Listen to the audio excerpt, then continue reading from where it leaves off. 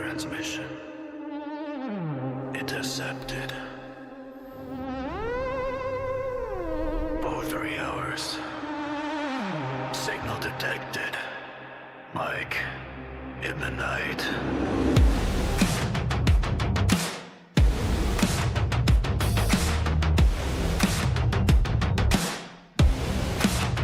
It's 3 a.m., screen still glows, satellites watching below, red lights blinking on every street, truth buried 6 feet deep, paper signed in quiet rooms, deals made under crescent moons, digital chains you never see, but something in you wants to break free. They say it's safe, they say it's fine, but why's that camera watching mine? Clock hits free, the veil gets there. You feel the static on your skin.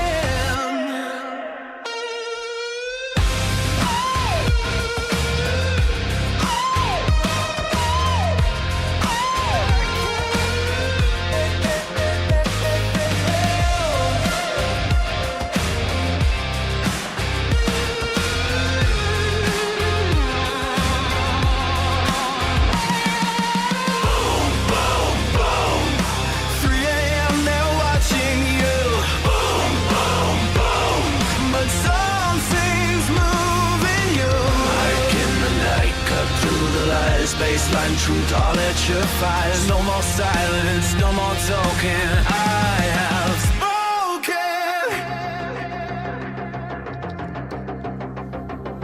Bank accounts tracked every swipe. Data mined from every type. Algorithm knows your face, predicting every move you make. Borders blur, control expands. Digital cuffs on steady hands, but in the dark the people wake. Feel the system start to shake. Eyes up, wake up, speak up, stand up. They fear the ones who see the play. They fear the ones who won't obey. Oh yeah, bang bang, it's Mike of the Night. Woo!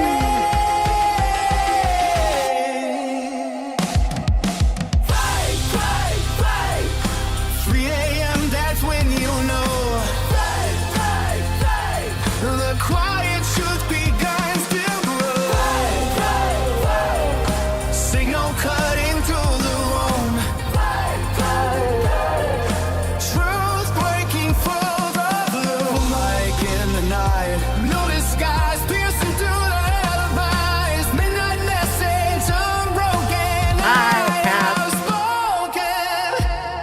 When the world sleeps, the talk starts. When the lights dim, we reveal the parts. Not red or blue, not left or right, just raw All right, ladies and transmission. gentlemen, today is Monday, the 29th of June, 2026. We are in week 27. Week 27 of 2026. And I bid you all good morning, good evening, and good night. Wherever you're watching this transmission, whether you're watching this from your camper or cabin in the woods or relaxing on your lazy boy, people of the night, welcome to Mike in the Night. It is 3 a.m. and something is moving you, ladies and gentlemen. Something is totally moving you, and you're tuning into Mike in the Night. We're a very underground show. So if you're just finding us, welcome to the jungle. Welcome to Fight Club. And if it's your first time watching the show, you got to call in when we open lines. Anyways, guys, all right, we got let's take off my glasses here so I can see what the hell I'm doing.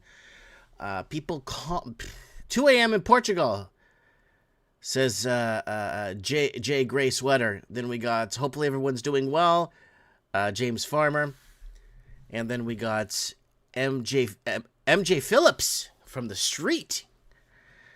And Oily Film. Everyone's tuning in, guys. So thank you for being here tonight on Mike in the Night.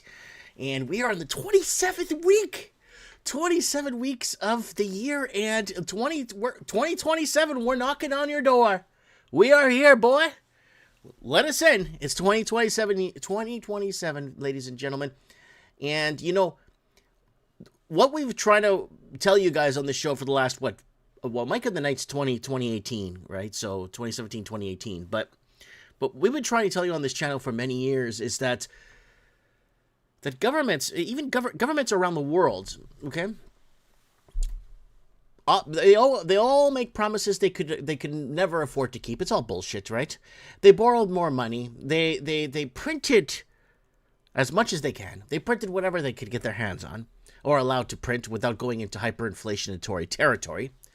They kept interest rates artificially low to compete with the Chinese money laundering. If you're in an English-speaking country, you know what I'm talking about, the Chinese money laundering that took your $40,000 one-bedrooms to $600,000 for a one-bedroom.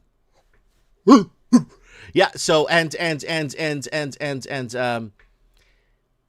trying to convince everyone that debt didn't matter. To take on debt. Remember, encouraging young people to take on debt. Yeah. And then what did they told? They told us housing prices will climb forever. Remember those real estate agents? If you don't buy nothing now, you'll be forever bought out.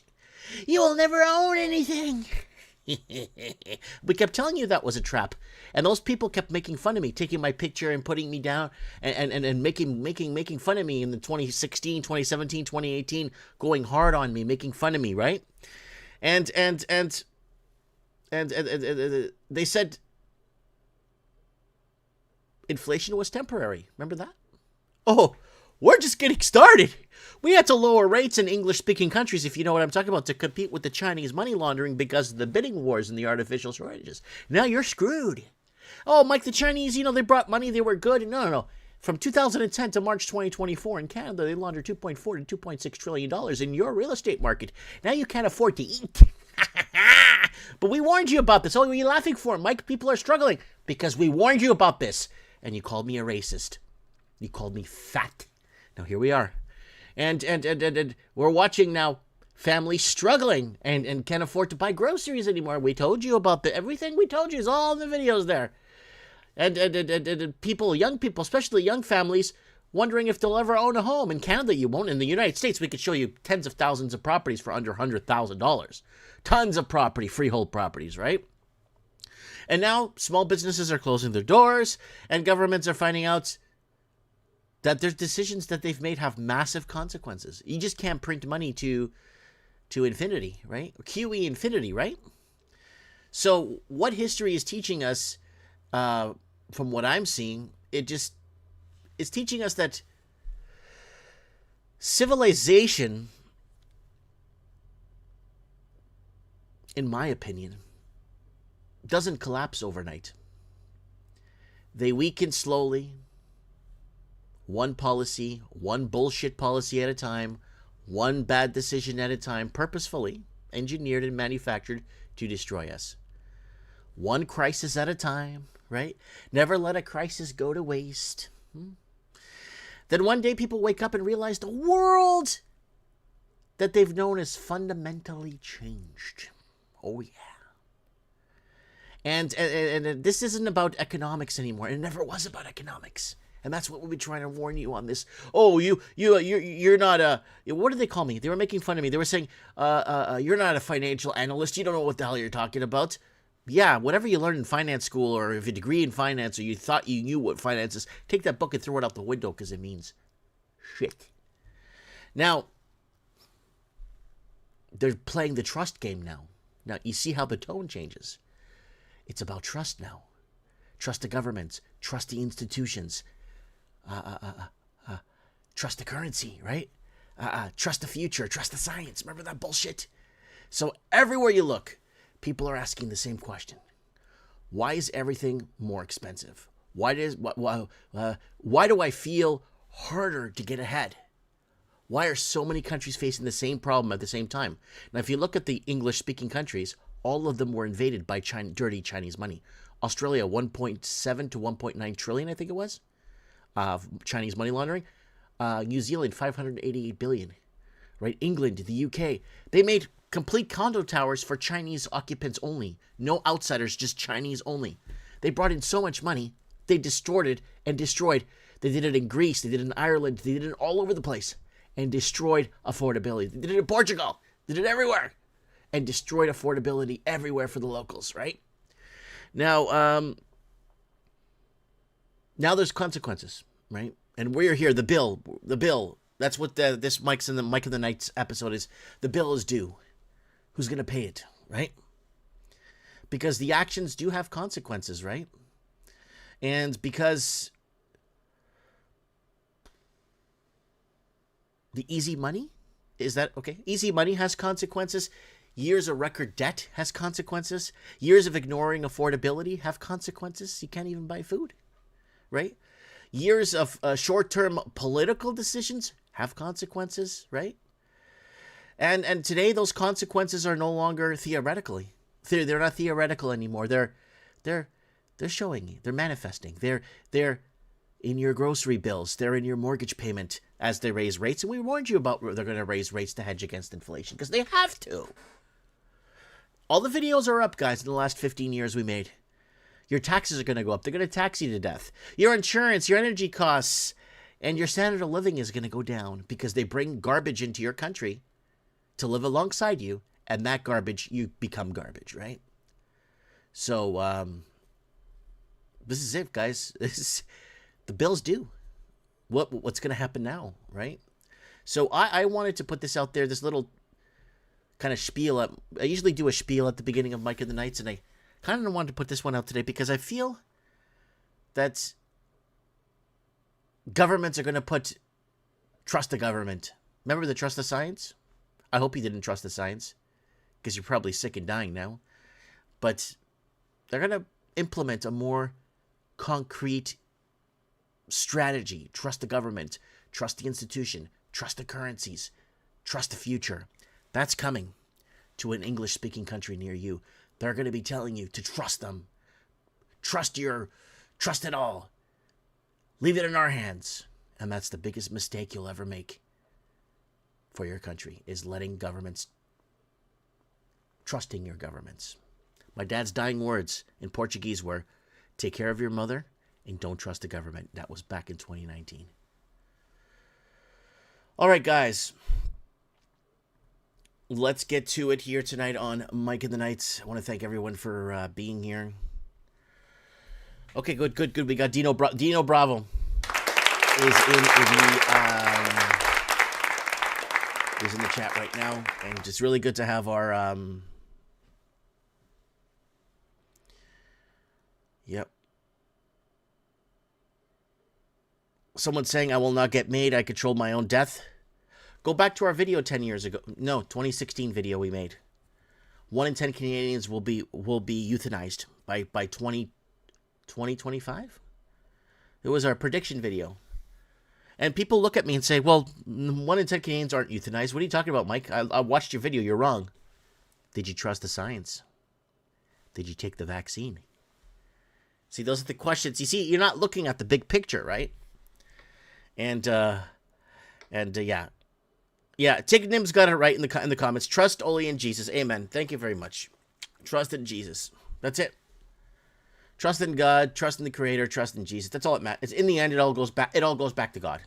We've been telling you this 15 years now. It all goes back to God. Everything goes, science goes back to God. Banking, mathematics, complicated algebra shit. It all goes back. Everything goes back to God. Everything. Well, Stephen Todd's here from Japan. Who else is here? Good. We got our regulars. Guys, this is underground radio. This is underground show, guys. We're on episode 657. Let's go to a gauge here. We're on season 36, episode 2. Season 36, episode 2 of Mike in the Night. All right, let's go to yeah, you're tuned into episode 657 of Mike in the Night. The bill has arrived, and it's here. And guys, don't forget to email me if you want to join our email list. Just say, hey, Mike, I want to join your email list. Email me at mikemartins1980@gmail.com. That's mikemartins1980@gmail.com. Go ahead and email me there, and I'll add you to our email list. And guys, remember, viewer discretion is advised. 21 and older. This show is for entertainment purposes only. Fact check and do your own research. This is 18 U.S. Code, Section 2257 for Mike in the Night. And that's that, folks. I wanted to give you that little run in there so you guys know to do your own research and don't listen to anything I tell you. You go ahead and look around and see what you could find, because you'll find a lot if you dig hard enough, right? All right, let's get into one quick channel plug here. We don't got much to plug because we don't have any sponsors here, and we don't get paid to be here. And not being paid to be here, if you guys want to buy your boy a coffee, it goes right to me and I get a coffee. If you want to support our transmission that way, that is the way our transmission has been supported, is by coffees.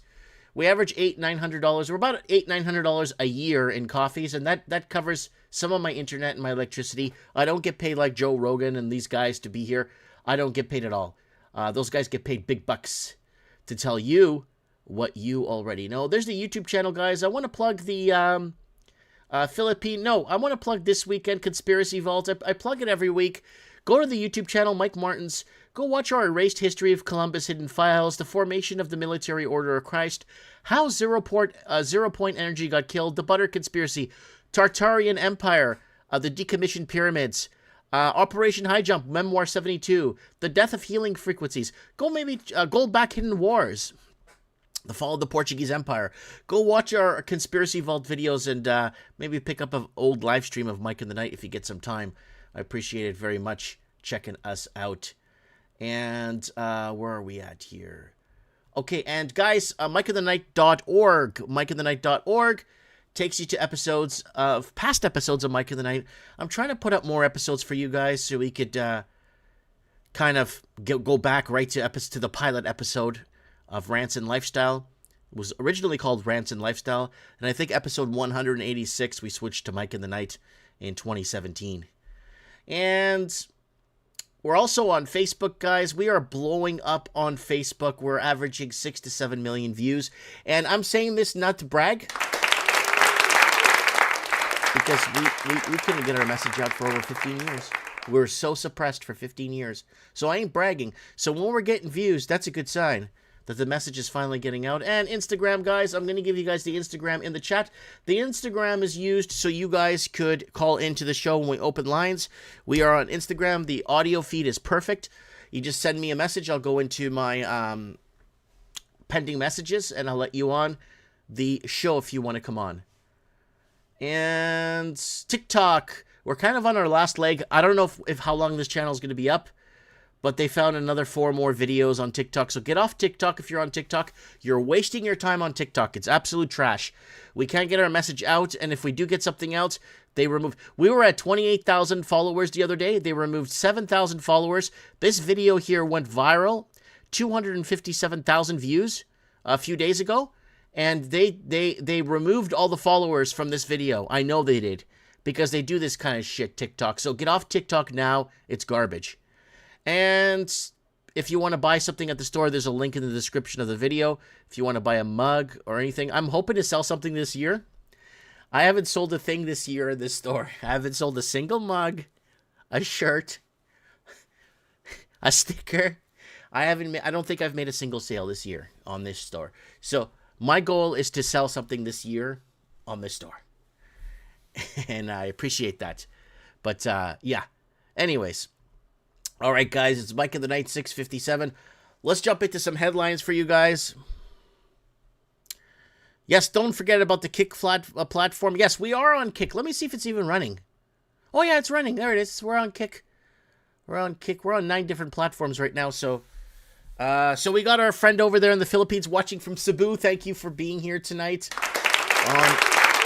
Mike of the Night is very international, but it's very underground. Not too many people know about this show, but that's okay. I'm not here to be famous. I'm here to get the word out, and then the bigger content creator takes what we're saying and then becomes a hero overnight, right? I got a guy that I'm trying to get on the show that is watching what Alex Jones is saying and watching what we're saying and saying, this guy's stealing your talking points, Mike. Your videos are dating older than this guy, Alex Jones. For some reason, this guy is taking your speaking points one by one and regurgitating what you're saying on your show over and over again. And it's really strange that we don't get a plug. If we get a plug, it's someone making fun of us. Right? We get a plug on the show, it's somebody making a video calling me a retard or calling me a fatso. And So,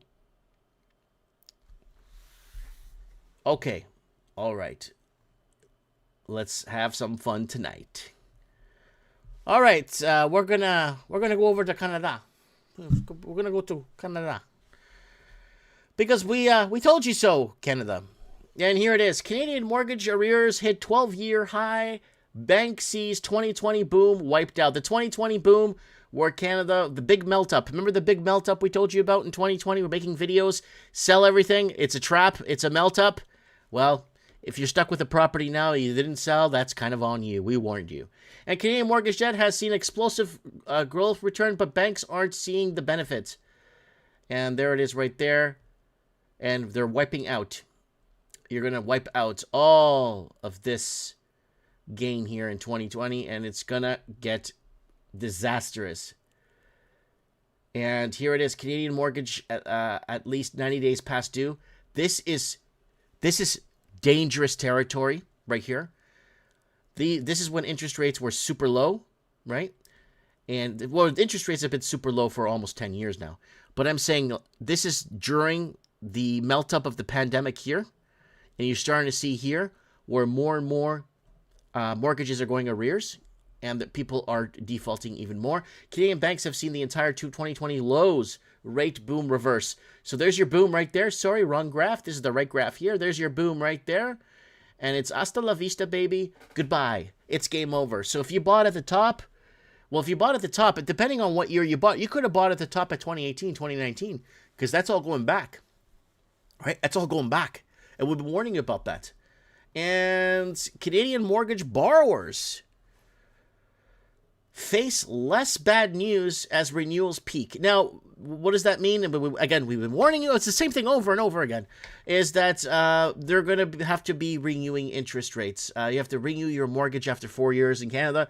Falling oil prices are driving Government of Canada bond yields lower. And we're seeing this take effect here now. And a half Christmas miracle: Canada's mortgage renewal wave peaks this month. Second half to be more tame. That's what they're saying, and that's what they're projecting. But what did we tell you about mortgage rates going up? Rate hike matrix, we warned you. Suffering a serious financial blow, interest rate destruction ahead 3 years ago. Major rate hike ahead. Screw you, Bank of Canada. Rates need to go to 9%. Inflation is not tamed. So we need rates to go up to combat inflation so people can buy food. You see what I'm saying? Oh, Mike, you want rates to go up so people lose their homes. No, I don't want rates to go up for people to lose their homes. I want rates to go up so you could afford to buy food. Right? Major Canadian housing crisis. Media admits it. Rate hikes will cripple Canadians. Mass exodus ahead 7 years ago. And we've been warning you. Payments set to double. Canadian mortgage rates set to rise as yields soar. Mass exodus ahead 7 years ago. And it keeps going on and on. Brace yourself. Major rate hikes ahead in Canada. And in the Commonwealth, more bankruptcies, homelessness ahead. 8 years ago. And it's been something we've been warning you guys about like a fine tooth, like a fine, really good precision Swiss watch. We're warning you over and over that this is going to happen and you're going to lose everything. And let's move on here to Ottawa. Send a message to Ottawa. So Alberta wants to begin independence. We told you guys already that we told you this before this even happened. Back in 2017, you could watch a Mike of the Night from 2018. It's called Ottawa Separation. Back in 2018, we made a Mike of the Night explaining they're not allowed to do this. We've been telling you guys Alberta is not allowed to secede from Canada. Do I want Alberta to secede from Canada? Of course I do. The more independence and the more the people could protect their borders. There's only, 6 or 7 highways going into that province across Canada. You could easily put up border checkpoints on that province. Of course I want Alberta to have independence. Of course I want the people to get what they want. Of course, 100%. But they won't allow it. They will never allow Alberta to become an independent country. That would be crazy if it did. Woo! That would be awesome. But unfortunately, they won't allow it because there's just too much Chinese money in there. There's just too much foreign interest in Alberta for it to just shut its doors or close itself out. It should get every province needs to be independent from Ottawa, right? Needs to leave Confederacy. It's time to move on. Ottawa's too far. Like General Sam Houston when he was in Texas fighting that war against the Mexicans, against Santa Anna, he said, Washington, D.C. is too far to take orders from. Way too far. We will become the Lone Star State, and if we decide to secede from the Union, we can. Right? Now, we saw what happened with the American Civil War when the South wanted nothing to do with the North, and it was not about freeing any slaves. It never was about freeing slaves. Watch our documentary on that. It was never about freeing a damn slave. It was about nothing to do with Europe. And that's why they engineered a lot of things in Europe to get people over to fight for the North. A lot of things we've discussed about this already. It was never about freeing any slaves. It was about the South not wanting nothing to do with Europe. 65 or 58 years or 35 years later, World War I kicks off. World War I kicks off, right?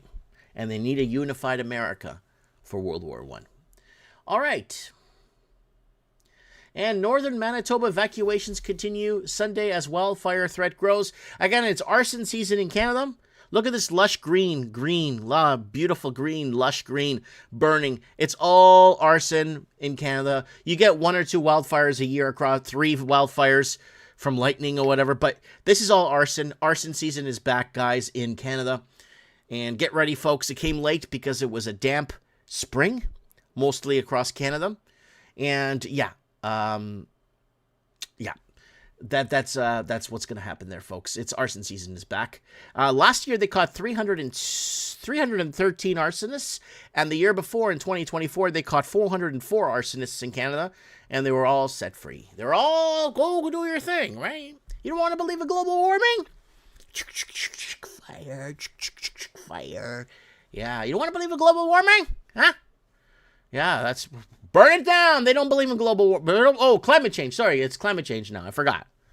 A fangulo. Anyways. All right. A little clip here. A little clip from, what is this? Mike of the Night 601. Episode 601. This is a pretty cool one. Little clip here for you guys while I take a sip of water. Don't believe anything. It's all a lie. Next week's news today. And from 2020 all the way to end of 2024, I was banging my head on the wall, figuring out what is happening. Why are all these new influencers that showed up last month, post-COVID 2020, 500,000 subscribers, 200,000 views per video? What is going on? None of it makes sense, and I dubbed it or called it or coined it CID, Controlled Information Distribution. Right? Controlled Information Distribution. It's something that I coined because trying to figure out how are these people allowed to say what we were saying years ago, but no one cared, but they're allowed to say it now and get away with it, or allowed to say something, and then we got taken down for saying the same thing a year ago or 2-3 years ago. And if I say it today, they still take me down. So how is it it's controlled information distribution, and this political promises to curb government-backed censorship? Several NSF-funded projects have continued under new names and broader missions. Now household within left-leaning institutions and nonprofits. It just goes on and on. Funded analysis report toolkit, they're being sent out, and rapid response system for journalists, EVT, was adopted by the activist group Right to Be, raising concerns about compromised media and independence. Man, critics warn these programs, despite claiming to combat misinformation, risk manipulating public opinion and silencing dissent. And this is never. Anyways, we've been on this for too long. We've been on trying to figure out this whole controlled information distribution for the longest time. Now we know who they are. There's about 7,001 Canadian influencers that was getting funding from the United States. And you know what the funny part is? These influencers are anti-Trudeau influencers that are getting this support. They're pro-Pierre Poilievre. If you're anti-Poilievre and anti-Trudeau and anti-everybody, you're not getting no funding. But if you're pro-Poilievre and you're anti-Trudeau, you're getting funding. It's weird. It is so weird. All right, guys, that's episode 601 of Mike of the Night. You can find it at mikeofthenight.org if you guys want to check out. Okay, Middle East real quick here. Middle East, let's go into Middle East real quick here. U.S. lawmaker calls for end to U.S.-backed war crimes in Lebanon. 24 minutes ago, Trump wants to move on from Iran war, says everything else is a big yawn. And 38 minutes ago, Trump says Doha talks will be perhaps important, perhaps not. And a recap of developments. So this is all a big sideshow is what's going on. We warned you this was coming. We even warned you. And I put my money where my mouth is. I told you guys, buy oil. Back in November last year, buy oil, we're going to war. And I told you to buy Athabasca, Crescent Point, and Baytex oil. And I told you guys to buy those 3 stocks. Don't take financial advice from me. I can't read. But I told you to buy those 3 stocks back in October of last year. I put my money where my mouth is every time. Okay. So, okay. We got some victories here. We got some victories here out of the United States. Some victory, most of it is just a bunch of propaganda pieces. But follow the money. Department of Justice probe China-based billionaire Neville Roy Shangum's funding of U.S. leftists. Yes, the Chinese have infiltrated every English-speaking country in the West in the world, and we've been warning you guys about this, that they are obviously going after influencers, they're going after politicians, they're going after anybody they can get their hands on. And I've been emailed a few times to become a little bit more pro-China. Right here. I don't get paid to be here, and I don't want to get paid to be here. And FDA loses war on ivermectin, forced to remove all warnings on social media attacks on Nobel Prize-winning miracle drug. So back in 2018, we did an ivermectin video that was taken down. It wasn't taken down for medical misinformation. It was taken down for misinformation guidelines. So we had an ivermectin video. I think it was 2018 I made the video. I still remember making it. I made it at my store, my old location that I was in my store. But here it is. Now they are removing. So this is a win. This is a win, guys. Vincent LaGuardia Gambini. I'm a lawyer. So, in a stunning reversal that signals the crumbling of one of the most aggressive censorship campaigns in medical history, the wholly captured the FDA have been forced to back down on its war on ivermectin, quietly removing its misleading social media posts and consumer warnings after losing key legal battles. So they're removing. So ivermectin is safe and effective, just like it was Nobel Prize winning miracle drug. And now they got to reverse it, right? And gold price falls back to 4,000 on the renewed mindset tensions. So gold prices fell back to 4,000 an ounce, a level on Monday as renewed tensions between the U.S. and Iran spark concerns over prolonged periods of inflation. So spot gold declined as much as 1.8% and just above 4,000 an ounce as the metal continues to trend downwards amid geopolitical turmoil in the Middle East. And Canada, Japan consider critical mineral joint stockpiling in hunt for China alternatives. So it looks like Japan and Canada want to go off the China standard, but I don't see why Canada would, because Canada is owned by China. China owns Canada is what I'm saying. So Canada and Japan are working on a range of mining projects, including potential... Oh, this is Mark Carney garbage. This is not real. He's just he just flaps his lips. And Bitcoin drops $58,000 on options, expiry, pressure, and strategy sell-off. So, again, Bitcoin fell sharply at the U.S. cash market open on June 25th, dropping almost $3,000 in seconds. According to $58,000, according to the market data, that is the lowest level since September 2024. The move coincided with 8% decline in shares. Strategy MSTR, the largest corporate holder of Bitcoin. The decline in MSTR has driven by put options activity at 9:30 in the morning. So people are obviously putting puts there and betting against it to drop, of course, when options trading open, according to Zero Hedge report. So Bitcoin is going to look like it's going to make a massive correction, probably back to $8 a coin, $9 a coin, if you guys remember that back in the good old days when Bitcoin was $1, or you have to sell 8 Bitcoins to buy a pizza or whatever that was. That's on its way. There's no more confidence. Why? Because there's no confidence in anything anymore. Everything's falling apart. No one trusts or believes in any of this crap anymore. It's all bullshit. I'm not trying to be the bringer of bad news, but this is what it is, right? Okay, who we got? What's going up again? Why is gas going up again? But they have to push gas up again. They want you to not afford anything, period. They're selling... look at our gas wars or energy war videos we made 7-8 years ago predicting this. It explains it all. YouTube pays you. That's why you're here. Actually, YouTube pays me...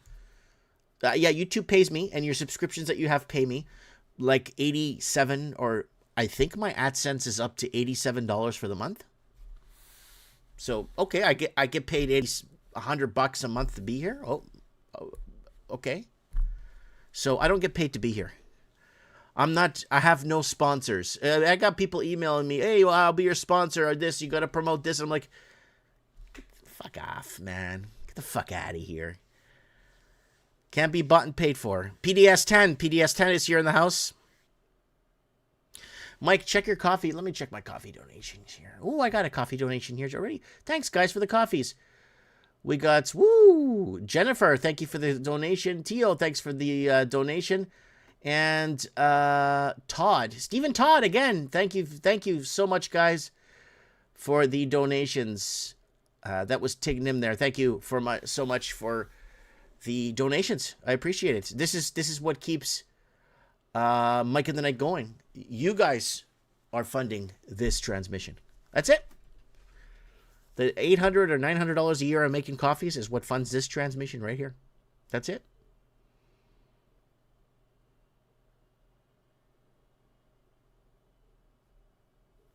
Mike is better off keeping his store open than Bine? No, I'm not saying your real name. Don't worry, Tig. Don't worry.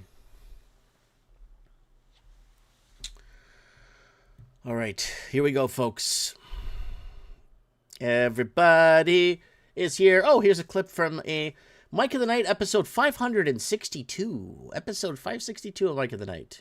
And this is an important one because then we've been warning you about this. Now, how Canada is turning into more of a socialist, semi-communist, sprinkled with a little bit of Maoism on top, as Canada is falling fast. Watch this. A quarter of employed Canadians now work for the government. Again, that's how we coast into communism. If you remember Mike of the Night we did 6 years ago on how we get to communism. One in four employed Canadians now work for the government. Now, here's the problem. I'm willing to bet 10 years of my life that 1 in 4 Canadians that are working for the government aren't Canadian. Now what I want to say is, okay, 1 in 4 Canadians are working for the government, but I'm willing to bet whatever you want. I'm willing to bet anything and put it on the line that of them 1 in 4 Canadians that are working for the government aren't Canadian. They're from other countries, not European countries either. They're from anywhere else but Europe. I'm willing to bet what you want. Because me, I'm a Portuguese in Canada. Banking jobs, government jobs, all that stuff, that's not for us. We were told at a young age, that's not for you guys. That's for the Canadians. Now, I'm willing to bet anything anybody wants that 1 in 4, a majority of these people aren't Canadian people. They came to Canada. They need to compete with the expensive housing that we have. And so here's a government job making 6 figures. I know a lot of people that have 6-figure incomes. They work for the government, and most of them have no idea what they're doing for the government here in Canada. And this is it right here. A quarter of employed Canadians now work for the government, and that's how you shift into communism. What have we been telling you about the public sector here in Canada? Government jobs destroying Canada by 2025, 60% public sector by 2030, 80 to 85%. So we're predicting into 2030 with this one. Private versus public sector jobs in Canada. Interest rates were raised on junk employment data. 6 years ago. Canadian economy is too dependent on public sector jobs. Nearly 9 in 10 jobs created in 2021. So there it is, folks. That's a classic Mike of the Night. That's episode 562. If you guys want to pick that one up and watch it on mikeofthenight.org. I work for the government too. I send them 40%. I have my taxes so they could launder it to the Ukraine. No, you don't. PDS 10. You don't work for no government. You're a construction worker. You're Portuguese. Yeah, you're a construction worker, dude. You're a Portuguese like me. Oh, yeah. He does work for the government. I get what he's saying. I got you, PDS 10. I got you. You do work for the government. You give him 40% of your wages. That's right. You do work for him. You are working for him. Yes. JT, I'm a lawyer. You're not gonna find any records of Vincent LaGuardia Gambini practicing in any courts. All right.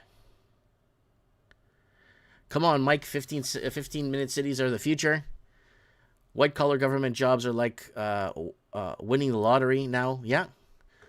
But those jobs are usually for Chinese, and mainly Chinese go first, and then Indians, and then Pakistan. It goes down a list. It starts with Chinese first, and then it goes all the way down, right? And, okay, here we go. All right. Let's get into some censorship news here, guys. Censorship on the horizon. Brazil requires biometrics for pensions even after data leak. So that was a data leak we reported, but I don't know, it was like a few months back. There was a huge, a month ago. It was a month ago. It was the Brazilians had a huge data leak down in Brazil, down in Portuguese America. The agency now demanding everyone's face and fingerprints leaked the records of 2 million Brazilians a month ago. So this is how they're going to get you. You want your pension? You want your $40 a month? Huh? You want your $40? Well, we need biometrics for you. So Brazil's Social Security Agency wants your fingerprints and a photo of your face before it will pay your pension. A new ordinance from the INSS, published the official Federal Gazette on June 22nd, makes a biometric registration mandatory across nearly all the social benefits. The agency hands out the $40, of course, reaching retirement pensions, disability payments, and assistance benefits that carried no such requirement before. So they're doing this on purpose to get you. They want you in their data. They want you in their data centers, fusion centers, whatever you want to call them. They want you. They want you. Yeah, they want you. They want your soul, people. There's a digital prison we've been warning you guys about. And Sony deletes. This is an interesting one because I know a lot of people that delete cloud data. Just put them on their drives or cloud data, and they pay full price for the shit. Watch this. Sony deletes 551 studio canal movies PlayStation owners paid for. So you pay for it in full, they make their money, and then they delete your stuff. And they're doing that with video games, doing that with all kinds of stuff. Ownership is slowly moving onto servers a few companies control, and the storefront hasn't admitted it yet. So Sony plans to wipe out 551 movies and TV shows from their PlayStation Store libraries of customers who paid full price for them. The deletion is coming on September 1st, and so far the company has said nothing about giving anyone their money back. And they won't give you your money back. They've done that with NHL games. They've done that with all kinds of different video games for PlayStation 4, PlayStation 5, the new Xboxes. You buy this, you pay full for it, and then they end up deleting it on you, and you don't get your money back, right? And that's what they're doing there too. That's the digital prison. They control what you watch and control what you could own, because a click of a button, it's gone. And out of Australia, again, we covered this one before, but we're back at it again because Australia's teen social media ban failed. The government's fix it to double the fines. So this social media ban failure in Australia is a disaster, but now they're going to just double the fines. Right? And people are just ignoring it. So Australia has spent 6 months running the world's first big experiment in keeping teenagers off social media. The results are now in the results that our teenagers are still on social media, pretty much all of them. So naturally, the government has looked at this comprehensive, undeniable, slightly embarrassing failure and decided that the correct response is to do exactly the same thing again, except angrier and with bigger fines. It's not going to work. People won't comply. It's just going to fall apart, right? And it's something we've been on for a long time here on this channel. Don't comply with this shit, right? And that's all you got to do is put your phone, turn it off, and put it in a drawer. That's it. Put your phone in a drawer. Every night I go to bed now, I turn off my phone and I put it in a drawer in the bathroom. And that's it. I'm done. I read a book. I connect with myself, right? I connect with myself, and that's what's happening. Turn the phone off. Go turn it off. Let them figure out where you're at. Let them sweat. Let them sweat. Watch them sweat. So. All right. And we got another clip here. This is a Mike of the Night 485. Sovereignty for sale. Lots of clips, guys, on mikeofthenight.org. Not clips, actual episodes of Mike of the Night. Check this one out. Sovereignty for sale. WHO moves forward with plans to target misinformation in infodemics through international pandemic treaty. So they were looking at coming after people like myself for calling out the pandemic. So this one's episode 485. Yeah, I saw that guy was being charged for genocide. Of course! Look, when you got somebody like this being charged for genocide, guess what? They're going to be putting surveillance systems in your house. These are the psychopaths that are pushing this shit to poison us, destroy us, disenfranchise us, and murder us. So the plans to target misinformation. So this what you're partaking in and being part of here is called misinformation. What you're being part of, or what you're being exposed to tonight on Mike in the Night, according to these pieces of shit, is misinformation.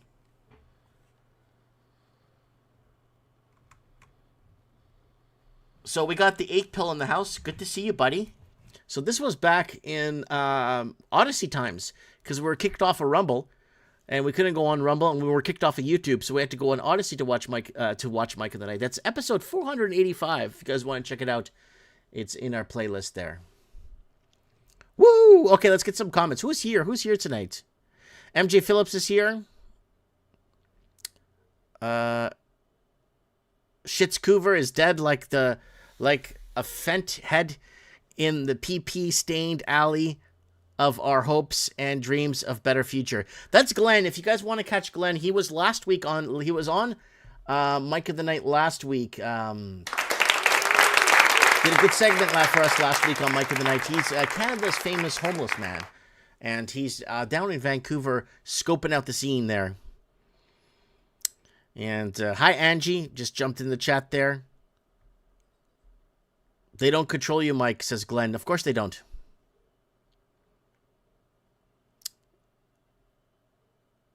So, Citizens Vigilante is a training video. Citizen Vigilante is a training video, says Smitty. Luna J. Parker saying cute little hot springs. Arkansas's population 32,000 has a flock of cameras everywhere. Wow. Population 32,000, eh? The problem is Mike is not accepting their money. If they did accept, the video would get viral. The problem is Mike is not accepting their money. There's several videos that we put up where I'm reading the emails to you guys where they wanted to buy me out, folks. And I'm like, fuck that shit. I'm going to die with this. I'm going to misinform you guys. For what? And then after I die, and then what? What bullshit is that, man? What total bullshit is that? Fuck that. I'd rather take your $3, $5, $10 coffees and be happy, and I'm happy. Fuck that shit. All right, let's see if there's any requests here for call-ins. There's no requests here. Let's see here. All right, let's get into... What else do I got? I got something else here.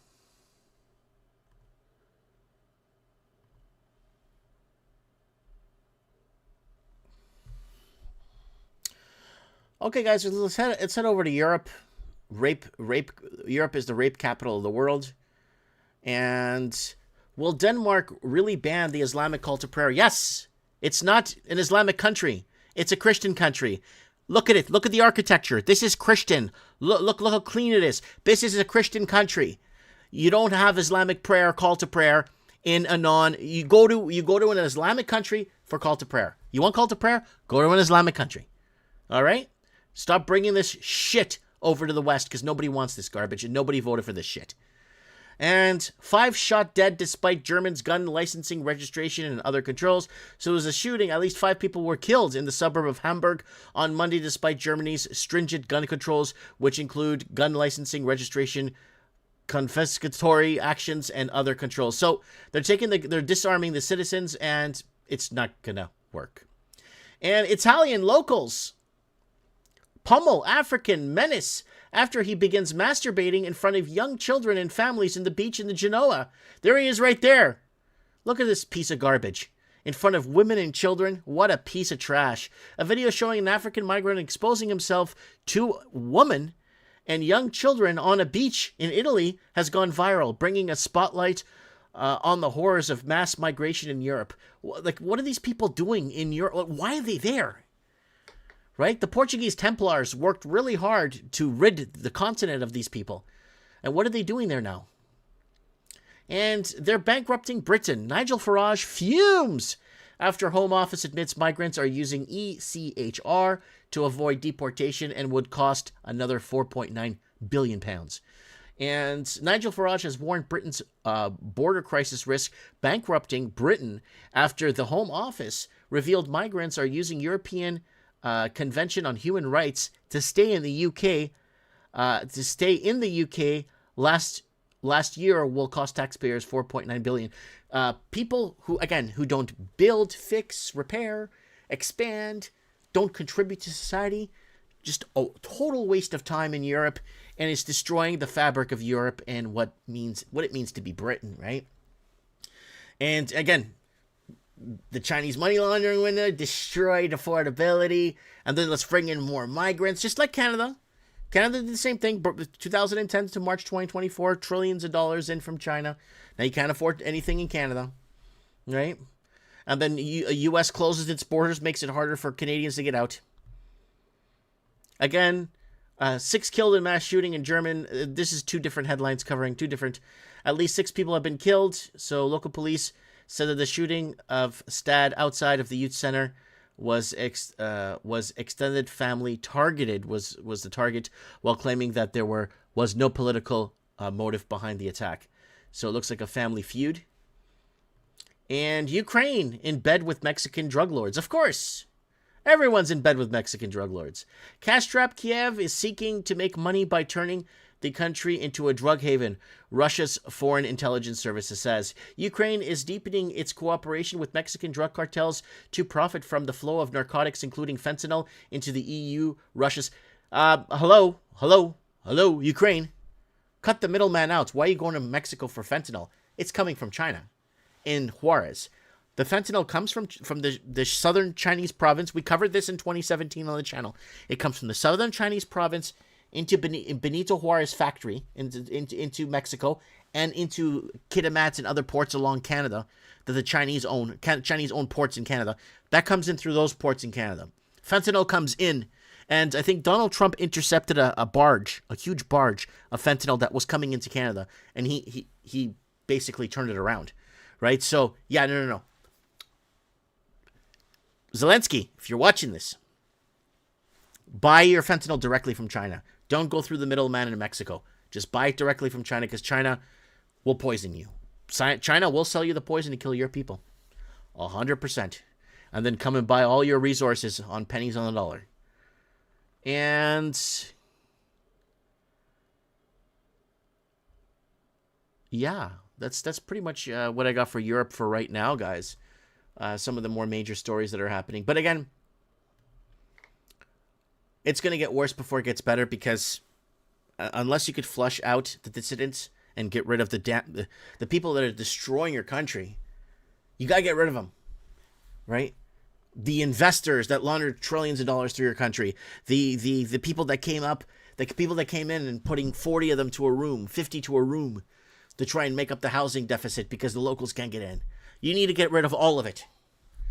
Europe needs to take itself back. Europe needs to take itself back. And we've been saying Europe will take itself back, right? All right.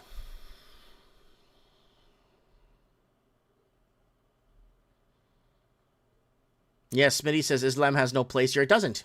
That's why we had borders between our countries, and we defended those borders with our lives, so we wouldn't poison our children. All right, here's a reclip here of episode 390. Watch this, 392 of Mike of the Night, The Dark Side of the Vaccine. Don't take the poison. That was 392. This is what, 2020? Here it is, guys.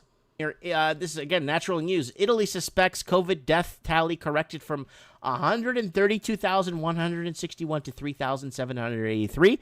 This is where COVID hysteria began, and it was 97% fiction. So here's the deal. What's happening with this? A lot of doctors, nurses have come forward and said that no, it's all bullshit. It's all bullshit. And yeah. And with the ventilators and all that stuff, they created a ventilator hysteria. Then they were putting out articles. Doctors and nurses need to make the decision on who they're going to save, on who the ventilators are for. Are they for younger people? 07 Lusican saying the Chinese government told citizens to stock up on food. Yeah, I did that video where, let me see it here on the channel. Here. We did that video today. It's on Odyssey too. So if you guys want to watch it, here it is. Chinese government urges families to stock up on food and stuff. So we covered that yesterday morning. So that's up already. What's the matter for you? Okay, so there it is. This is news right here. IRGC releases footage of confronting U.S. piracy targeting Iranian oil in Sea of Oman. There it is right there. So this is what the Iranian media is. The tanker carrying stolen oil is detected by the Intelligence Command Network of Islamic Revolution Guard Corps. All right, guys. Flashbacks from Mike of the Night. That was episode 392. Woo! All right, now let me get to what I think is happening. Let's get a little bit on the dark side of things here tonight on Mike and the Night. A little bit of a dark, eerie dark side of Mike and the Night here. This right here. Was foul play involved? 2 earthquakes, 40 seconds apart, target Caracas and the coastal state of La Guardia. So this is in Venezuela. This is the earthquake in Venezuela. Now I want to get dark and deep with this Venezuela thing, and I'll tell you guys what I think. What happened? I believe that earthquake in Venezuela, when the ground opened, it unleashed something on Earth. I know it sounds funny. I know it does. It sounds like way off beat, way off a left center field. It's just way. But I believe something was unleashed that day of that earthquake in Venezuela when the ground opened. Some demonic, negative, deadly, negative entity has been unleashed on the earth. And what's going to happen? You're going to see more and more people pissed off. You're going to see more and more people angry. You're going to see more and more people waking up to the truth. And they're going to be angry. And they're going to be mad. And governments know this. I think something happened in that earthquake in Venezuela. You could make fun of me. You could. But 10 years from now, 20 years from now when I'm dead, someone will look back at this video and says, you know, you go back to that date of that video. You go back to the date of that earthquake. You go back to the date something did sincerely, really happen. And this is the spiritual battle we are facing. This is a spiritual battle we are fighting. But something was unleashed on the earth from that earthquake in Venezuela. I just want to put that on record. I want to say I told you so later. But something's happening, folks. Something that's just getting started. All right. PDS 10 says the gates of hell were unleashed.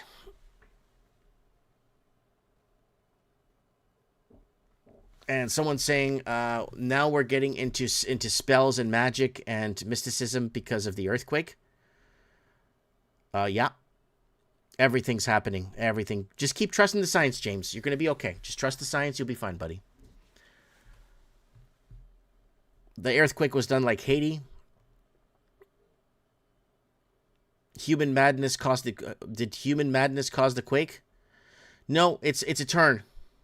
We're changing. It's a paradigm. It's a shift. It's happening. And that was the start of it.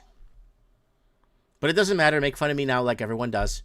And then 10 years from now, I'll say, look, we told you. And then after, people will say, we don't give a shit. You're still fat. So it doesn't matter. I don't win in any front.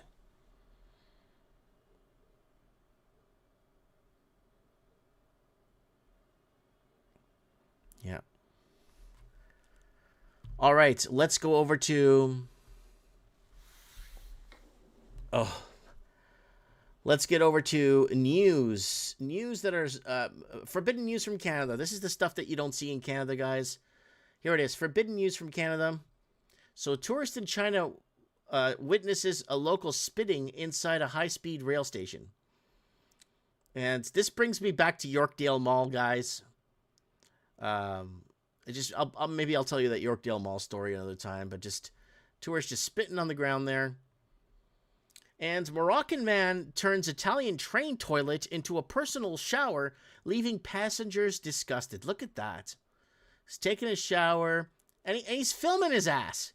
He's filming his own ass taking a shower in a toilet stall on a train. And he's teaching people. I don't know why this guy's in the country. Does anyone ask what the fuck is this guy doing in Italy?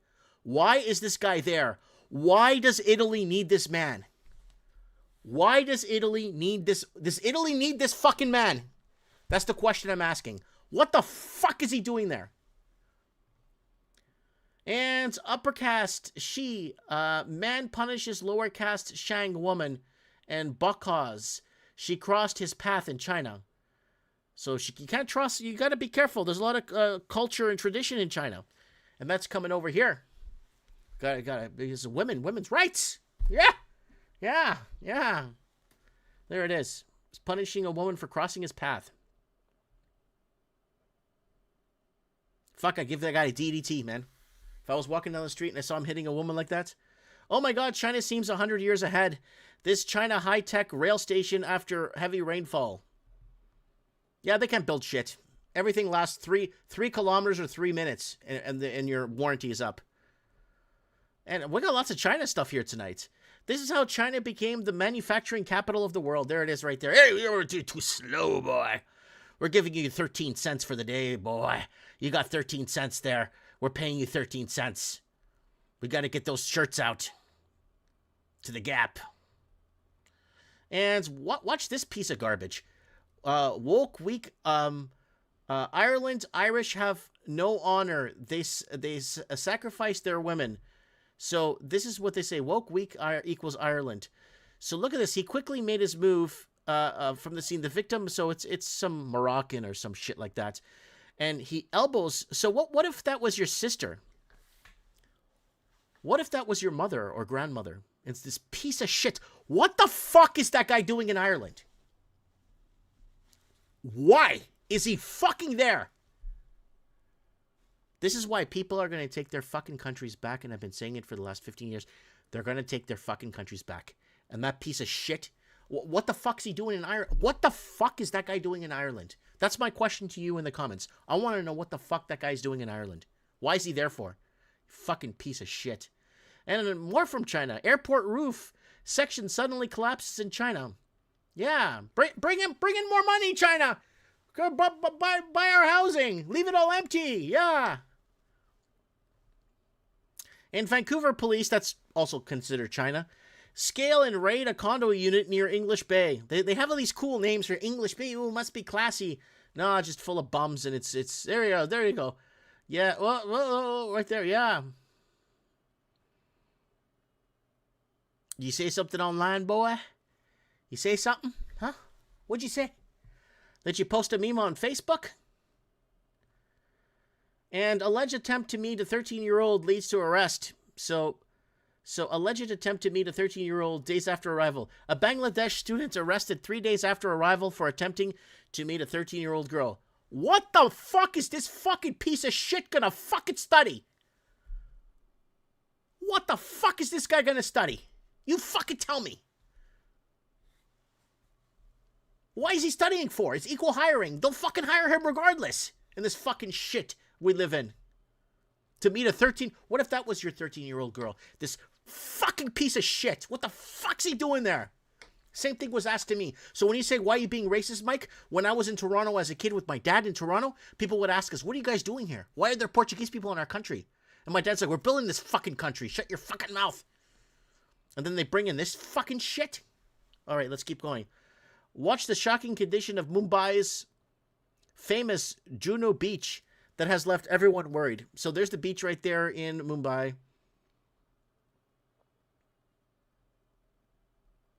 Holy shit.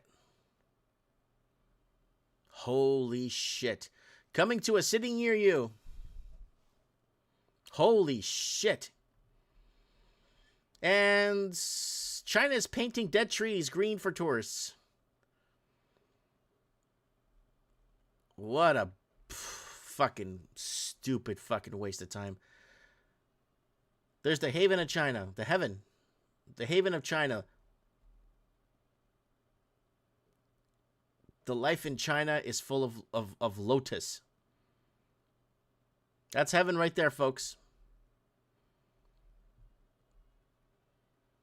Yep, there it is. Oh, peixe. There's um peixe. Yep. And Chinese are very innovative. They are drying their dirty, wet clothes in the metro. Yep, that's just what it is. That's just a culture. It's just a culture thing, right? Oops, I think we lost. Hold on, let me go back. Where do we get? Painting trees. And this one here. Woman gets knocked out in stadium. There she is being dragged out. She tries to smack the black guy. Boom, knocks her right out. Boom. Just like that. And born and raised in Japan, this is almost made me pass out in Paris. So a Japanese tourist in Paris is seeing the migrant invasion and the damage it's done. The migrants don't have money. They don't have anything. So they're going to go there and actually destroy the place. When they have nothing, what do? They fight back. We've been telling you that for 15 years. From Fast and Furious 5. Remember Fast and Furious 5? When you dominate people with violence, lies, deceit, what do? They have nothing, they fight back. You bring in a bunch of people with nothing, what do? They destroy your country. And this is a Chinese man in a train station peeing. Luckily, it's Chinese, so you can't see his penis because it's really small. But there it is right there. And there's India, and there's scenes in London. So you're seeing civilized London becoming uncivilized. And again, this garbage is coming here. People sleeping all over the place. People peeing. Public urination. And Olivia Chow dancing at a club. This is the most voted for mayor in the Milky Way galaxy. We're not talking about the world. She's the most voted for mayor of Toronto. I don't know who the hell voted for her, but they're still having a hard time finding anyone that voted for her. Nobody voted for this Chinese shill. But what are you going to do? And California liquor store employee draws a weapon after being surrounded by a group of teens. Again, these teens have nothing to lose. What are they going to do? They're just going to go around starting shit with people. That's all they're going to do. And children being taught hatred in China. And Chinese school event sparks outrage after children seen stepping on Japanese flag. Just like what's that? Who was that during World War II said we fought the wrong enemy? We fought the wrong enemy. Right? But there it is. These people, these children are taught hatred right at birth. They're taught to hate everybody but themselves. And that's just the China way to do things. And this is an interesting one. I wanted to bring this one up because soccer's now. Messi, so we've been talking about penalties in the World Cup. We've been talking about this for years. How one-sided reffing dictates the game. You can't win. The best team in the World Cup never wins. It's always whoever FIFA wants to win. Now, 7 penalties in their last 10 World Cup matches. Argentina had 7 penalties in the last World Cup matches, and 13 penalties in 80 years for Brazil. So you see how it's favored. Oh, but they're tripping Messi. No, they're not. The guy's 5 miles away. The guy is 5 miles away from Messi. And hold on. Oh, whoa. Are we getting disconnected? Whoa. Are we getting disconnected from this? Okay, real quick here. So watch this. Germany, Brazil. Okay, so let's go here. This is the right here. Penalties awarded to major tournaments since 2021. Argentina 11, Portugal 2. This is beyond suspicious, no? So it's all fixed, it's all rigged. Oh, your country never won a World Cup, you're just jealous, Mike. No, we're not allowed to win a World Cup. Once you start phrasing it properly, you start understanding what is going on. And what's this here? Why they, oh, they're cutting me off of that video. Okay, and the biggest mistake you could ever make, just burn down the resting place of the patron saint of Ireland, resting in peace. The Irish are coming. So there it is, St. Patrick burial site. They're burning down the church of his burial place, and again, and that a single mosque is burning. Right? They're coming, and the Irish are going to come back, and they're going to take it back, boy. And arson attack at mosque in Dublin as fire crews battle blaze. So they're fighting back. And Vancouver FIFA 2026, they're asked to pour out their drink, their alcoholic drink. And there's no public drinking on the streets there in Canada, you know? You can't have a block party in Canada. You're not allowed to have a block party celebration in Canada because the fucking public servants are going to go there and tell you to pour your fucking booze out. But the guy's taking fentanyl and the fucking hard drugs in front of the police, fucking putting needles in their fucking arms. Fucking losers. They don't touch the coke heads and the coke fiends and the fucking meth heads and all that shit. They go after someone having a fucking drink. Fucking pathetic. And Italy now has more African migrants than natural born Italians in some cities in Italy. So why are these fucking people in Italy? I'd rather have it empty and you have the odd local walking around picking up groceries saying, hi, how's your mom? Hey, are you going tonight to the church? You're like, what the fuck is this shit? What the fuck are these people even? I don't fucking get it, why these people are there. That same question was asked to me here in Canada multiple times. What the fuck are you doing in Canada?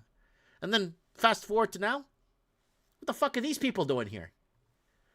Anyways. Chaotic brawl erupts in narrow hallway aboard a cruise ship as passengers trade punches and pull hair. This is stuff you'll never see on Canadian news. Bought and paid for. Yeah. So there it is right there. And Ronaldo. I think this is in Indonesia. Ronaldo's a good man. This is a good man. People like him, not because he's a great footballer, but he's a great person too. He's a beautiful person. And I'm proud to be Portuguese when I see a man like that, that's helped a lot of people, that has truly, truly, truly, truly been there for his people, for the world. And I'm absolutely honored to be Portuguese. And when I see Ronaldo, it makes me even more grateful to be a Portuguese. And there's just celebrations. There's another one here. That's another one. That's another.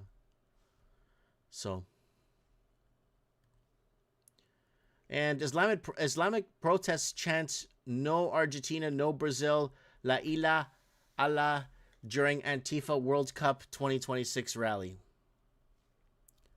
No one gives a shit. And mayor surrenders. Couldn't stop them. Now they're officially letting crowds swim in historic canal. Yep.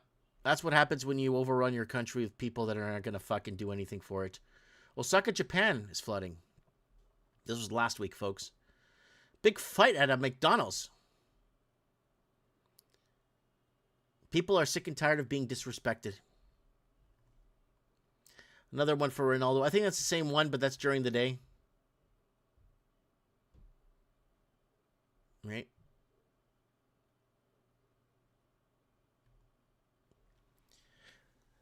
And there's the Iraq March. That's for, I think that's the World Cup.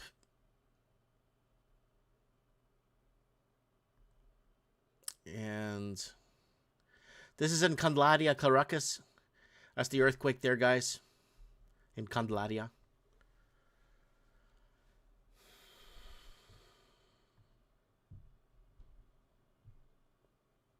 This is in Konovio. That's I got another Middle Eastern, not Middle East, sorry, Southeast Asia, and another Southeast Asian country here. This is not Portugal, they're saying it's Konaha Wadiwa. I can't pronounce that, I'm very sorry. So, yep. The Portuguese are loved all over the world. We weren't colonists. We brought over we brought over fair trade, fair negotiations. That's why when we went to Brazil, the natives never fought us. We worked with them. The locals in Africa never fought us. We never got into wars with the Africans when we arrived. Japan, same thing. We gave Japan hope. And somewhere else. This is all over the world, guys. And this is not in Portugal. This might be in East Timor. This might be in Timor. Portuguese. No, that's not Portuguese Timor. It's all over the world. There's the earthquake, guys. Is this one here? Where is this one? Where was this one? Japan. This is Japan. Look at that, folks. That's in Japan. Prayers and thoughts go to the Japanese. People speaking Portuguese all over the world. And was this Indian woman who could barely speak English comments about non-English people in the UK? I don't know.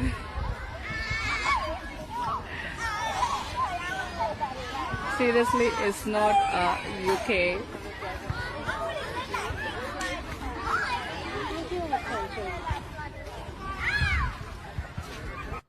Seriously, guys, it's not look UK at all. So, Indian woman who could barely speak English comments about non-English people in the UK. Canadian drivers. Look at this guy pushing the guy. He's still in the. He's under. He just keeps going. The guy's underneath the car. He just keeps going. Look at that. Hits the biker, the bicyclist. It just drags him. I don't know how many 100 feet. Chinese girl publicly humiliated and shamed for having a black boyfriend. Crowd films her as she covers her face in tears. One of the most racist countries in the planet is number one. I think China is the most racist country on the planet. Anti-Indian protests and racist incidents in New Zealand leave the Indian community feeling unsafe. Yeah, it's New Zealand. The Kiwis will take it back. The Kiwis will take back their island. The Kiwis will take it back, whether they like it or not. They're gonna reform. Everything's gonna change. The Kiwis will take it back. And celebrations for Portugal here all over the world. I don't even know where these places. This is in Morwick, Gorbagan. I don't know where this is. So it's just Portugal fever all over the world. So we got an Indian man there taking a bath in a river here in Canada. And Texas celebrating Portugal. So it's World Cup fever, guys, happening all over the world. And guys, this is Canadian Forbidden News for Canadians. Thanks for watching, liking, subscribing, and being part of the channel. All right, guys. That was pretty cool. That was pretty cool. All right. All right, let's open some lines. What time is it? Oh, we got lots of time. We got lots of time. Let's get some callers. Let's get 3 or 4 or 5 callers on here tonight on Mike of the Night. I gave you guys my Instagram, so you guys can go ahead and message me on the Instagram if you choose to. It's up to you. You could call me. Let me see if I have any. Let's go over to general primary chat. It's just I'm getting thousands and thousands. Ooh, looks like we got a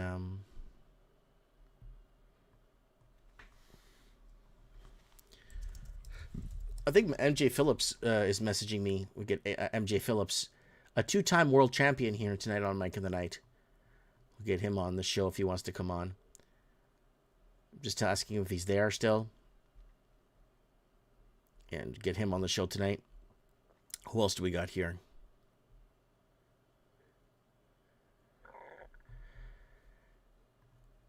All right, let's go to general chat. Nobody here. Junkyard Dog is going through a bit of depression. Maybe we should call him and cheer him up. I mean, maybe I'm the wrong guy to call him and cheer him up, but we should consider getting Junkyard Dog here on the show. He isn't feeling too well. He's been pretty upset and depressed lately. Let me see if he's even watching the show. We don't got many people watching this show, but that's okay. All right, so I just messaged Junkyard Dog to see if he's there. And then let's go into hidden requests. There's no hidden. I got something from 3 weeks ago. No hidden requests, guys. Foreign invaders fatigue. That's what it is. Did you enter the Twilight Zone?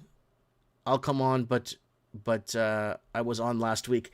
Yeah, come on the week after, Glenn. Let's keep it as fresh as possible. Unfortunately, guys, what's been happening with Mike of the Night? Yeah.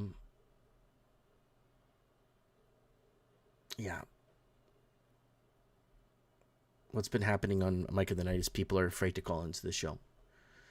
I've had 15, 20, 30 people visit me last week at my store, and I begged them to call in. You have such a big life experience in this country or where you came from, and you have so much to offer us with your experience. Can you please come on the show? They're like, I can't come on the show, Mike. I just can't come on your show. So, lots. I shook a lot of hands. I got 8 or 9 bottles of booze to drink. I got some whiskey. I got some bourbon. I got some Bombay gin. Big bottle of gin. So people that come and visit me at the store bring me a bottle of alcohol or a bottle of booze. And very generous and grateful. And I do get through it eventually. But I appreciate that. People looking out for me or thinking of me, right? It's a man thing. It's a man-to-man thing. Bring a guy a bottle of booze. Thank you, Tig Nim and Tio and Stephen Todd for the coffees today. We got our 3 coffees for the day here on Mike of the Night. Thank you very much, guys. Let's see if we could get some callers on the show. Give you guys my Instagram. I could give it again. And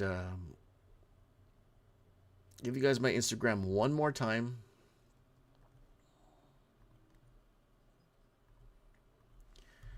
And if you guys can, add me on it. And then you don't have to add me, just message me. And, MJ Phillips, guys. Okay, we got MJ Phillips. He's going to come on. Let me get him.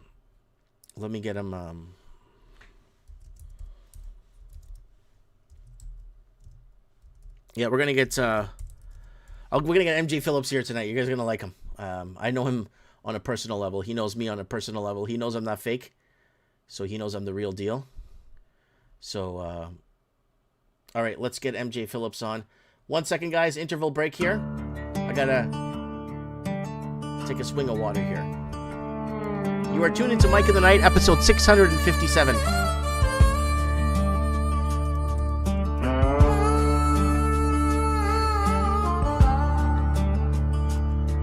It's 3 a.m. in a one-stop town. Neon buzz and the world shut down. Coffee's cold, but the mic's still warm. There's a storm outside and another reform. Headlights roll down Highway 8. Folks still talking about the state of the state. Bills go up, paychecks thin. Feels like a house always wins, but there's a voice on the air tonight, cutting through that pale moonlight. Mike in the night, on the AM line, truth coming through like a county sign. You can run, you can hide, you can close your eyes, but you feel that moving deep inside. At 3 a.m. when the silence is broken, old guitar and the truth out. MJ Phillips? Yes, I am.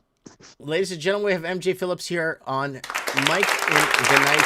And this man actually knows me, and he could confirm that I actually exist. Don't mind the dog. It's upset that I won't take it outside. But anyways, I've been following the news lately in Canada here, and you got Bill C9 that just passed the new hate speech law. A lot of people don't understand that the entire law that they just made is already ultra-vires. What that means for the non-legal people, it's all bullshit. Mm-hmm. You see, what that means is they went and passed this law to sidestep the Supreme Court ruling, specifically Keegstra, which basically said that the reasonable limits of the original law were met because the Attorney General had to sign off. They removed that. Now they're in violation of the Keegstra ruling. Okay. So what this means is anyone that gets charged now has, the ruling that says, hey, well, they removed this ability to go and limit this. So they're just opening it up to basically charging anyone and everyone. Right? This is why to me, coincidentally, you have the mosque in Saskatchewan doing their call to prayer right after this law was passed. This is a test to see how far they can push us, right? This is the move that they're doing. They sit there, get these laws passed, they go and say, get it so, oh, well, and, now they can just arbitrarily try to charge these people. But the Supreme Court has already made rulings on all these laws. Like most of the law that, from what I've gathered, because I've done AI research, and I'll admit that, basically is violating court rulings. Right. And C-22, the Bill C-22 is the same thing. We covered when we were covering Bill C-9 as it was being processed and taken, and then Bill C-11 and C-21. I can't even remember them all. But C-22, the C-9, the C-9, basically, it's a standalone. They call it if I recall, a standalone hate crime offense. So it's just basically targeting. It's a standalone hate crime offense, if I recall, and you can't obstruct people. Okay, and like you said, the call to prayer of places of worship, schools. I think it was community centers. Yes. Cultural facilities. Am I right? And some senior residents or even cemeteries too, from what I remember. Right. And the other thing is they removed the religious defense. They removed a bunch of defenses that were in the previous version that basically they're wiping out what the Supreme Court said was like this. Okay, well, that previous version, that was reasonable. Now they're going to have to go and re-rule on this or go and say, no, you guys are in violation of our ruling. We've already ruled, right? There's two ways that this could go. Now, a lot of people aren't paying attention to the new Supreme Court justice. He's a hardcore constitutionalist, but he'll swing whichever way makes sense. He's a logic bomb in this. So right now, the Supreme Court in Canada is stacked 3-3-3, 3 progressives, 3 middle, 3 conservatives, right? So it's balanced. So what happened, and here's the other thing, is this new judge, the Supreme Court justice, he is against the living tree. The living tree in Canada is actually, if we actually really break it down, is also ultra-vires because it violates the Constitution, right? We've got the Supreme Court going and extending laws or creating their own interpretations of however they feel like. That's against the law. You see, they're not a legislature. They're judiciary. They're extending their authority, overstepping the Constitution, which is defined that you're judiciary, this is the legislature, this is the crown, right? And, and how shit works in Canada. It's quite fascinating when you actually go and break it down of how far they're willing to try to push to sidestep the judiciary in this country. And a lot of people aren't paying attention. I've tried to talk to people on X Spaces. I'm on X a lot, talking to people. And I got to tell you, I mean, most of these people out here that I've talked to for 5 years on X, most of them just want to whine and complain about their sad lot in life, and they don't want to actually do anything. Right? But this is where the state of Canada is. Okay, well, hear me out. This is now they're saying that what they were saying about the C9 was it's going to address they're going to create a facility or a center to facilitate hate crimes, for hate crimes, so people could call in and create. They're going to start creating a database for people that are creating hate crimes. So you in their eyes, if you create what they believe is hate crime, they'll give a link or URL to a video or something you said or a video that they make, and then they start putting you into a facility. And this C9 is going to allow, if you look at a lot of the paperwork, to create a body or an arm of the government that's going to allow to facilitate, just like the data centers, your information into a file. And they're going to start building a profile on you, so then they could formally charge you for hate on what they think is hate, right? But they're saying this is to better protect the vulnerable communities. But the vulnerable communities in Canada are the European expansion that built the country, and the white people are the vulnerable communities. Those are the ones that are constantly being attacked. So the Bill C9 is it for us that are being destroyed and getting our churches burned and getting our asses kicked and not getting the employment because they're giving it to someone that barely speaks English? So who is this protecting? Is this going to protect the people, the invaders, or the people that built the country? My opinion is the invaders. See, anyone that speaks up against this, you're xenophobic, Islamophobic, or whatever phobic it is, you're this, that, or whatever, right? And they always use these same terms over and over again to try to pigeonhole us. Mm-hmm. And it's like one of the things that they even added into C9 was now it's based on feelings. And the problem is that violates Nova Scotia via the Pharmaceutical Society of giving fair notice, right? Which means under the law must be clear and concise of what this crime is. You can't just have an arbitrary interpretation of the law, right? So there's just Supreme Court rulings that are already in place that say, no, this is how the law has to be. Like, for example, like when you take a look at the C9 and how it's worded, when it comes to all this stuff, like you can compare it to, essay of minors, they were very clear and concise of the law. They were so concise that it was there's no way around it, right? So they couldn't, then in this case, they created an ambiguous law, which in itself violates it fundamentally violates the tenets of proper lawmaking, right? They're deliberately doing this, right? I mean, what I've looked at So what you're saying is they're doing these workarounds. Yes. What I've been looking at and trying to explain to people is what we actually need to start doing is we need to go and find retired lawyers, retired judges that are willing to go and have a little fun, right? And file interlocutory injunctions, right? If you can get a retired judge that says, yeah, fuck it, let's do this, right? I mean, you're the bum. They're going to look at you like Joe Schmo and go, oh, well, OCPA, organized pseudo-commercial, blah, blah, blah. You're trying to claim free man on the land bullshit. Then they'll try to shut you down that way. But if you go and get yourself somebody that knows the law, you can, and you properly tailor yourself. I mean, I am familiar with the Meads case, which covers the OCPA stuff. I've read Enjoying the Silence out of the Alberta Bar Review. So I understand where Meads went and all the stuff not to do, right? So I'm trying to figure out what would it cost, because here's the difference between going to trial and trying to appeal in the Supreme Court. You have to prove, if you're going to trial, you have to prove that you're the one that's been damaged.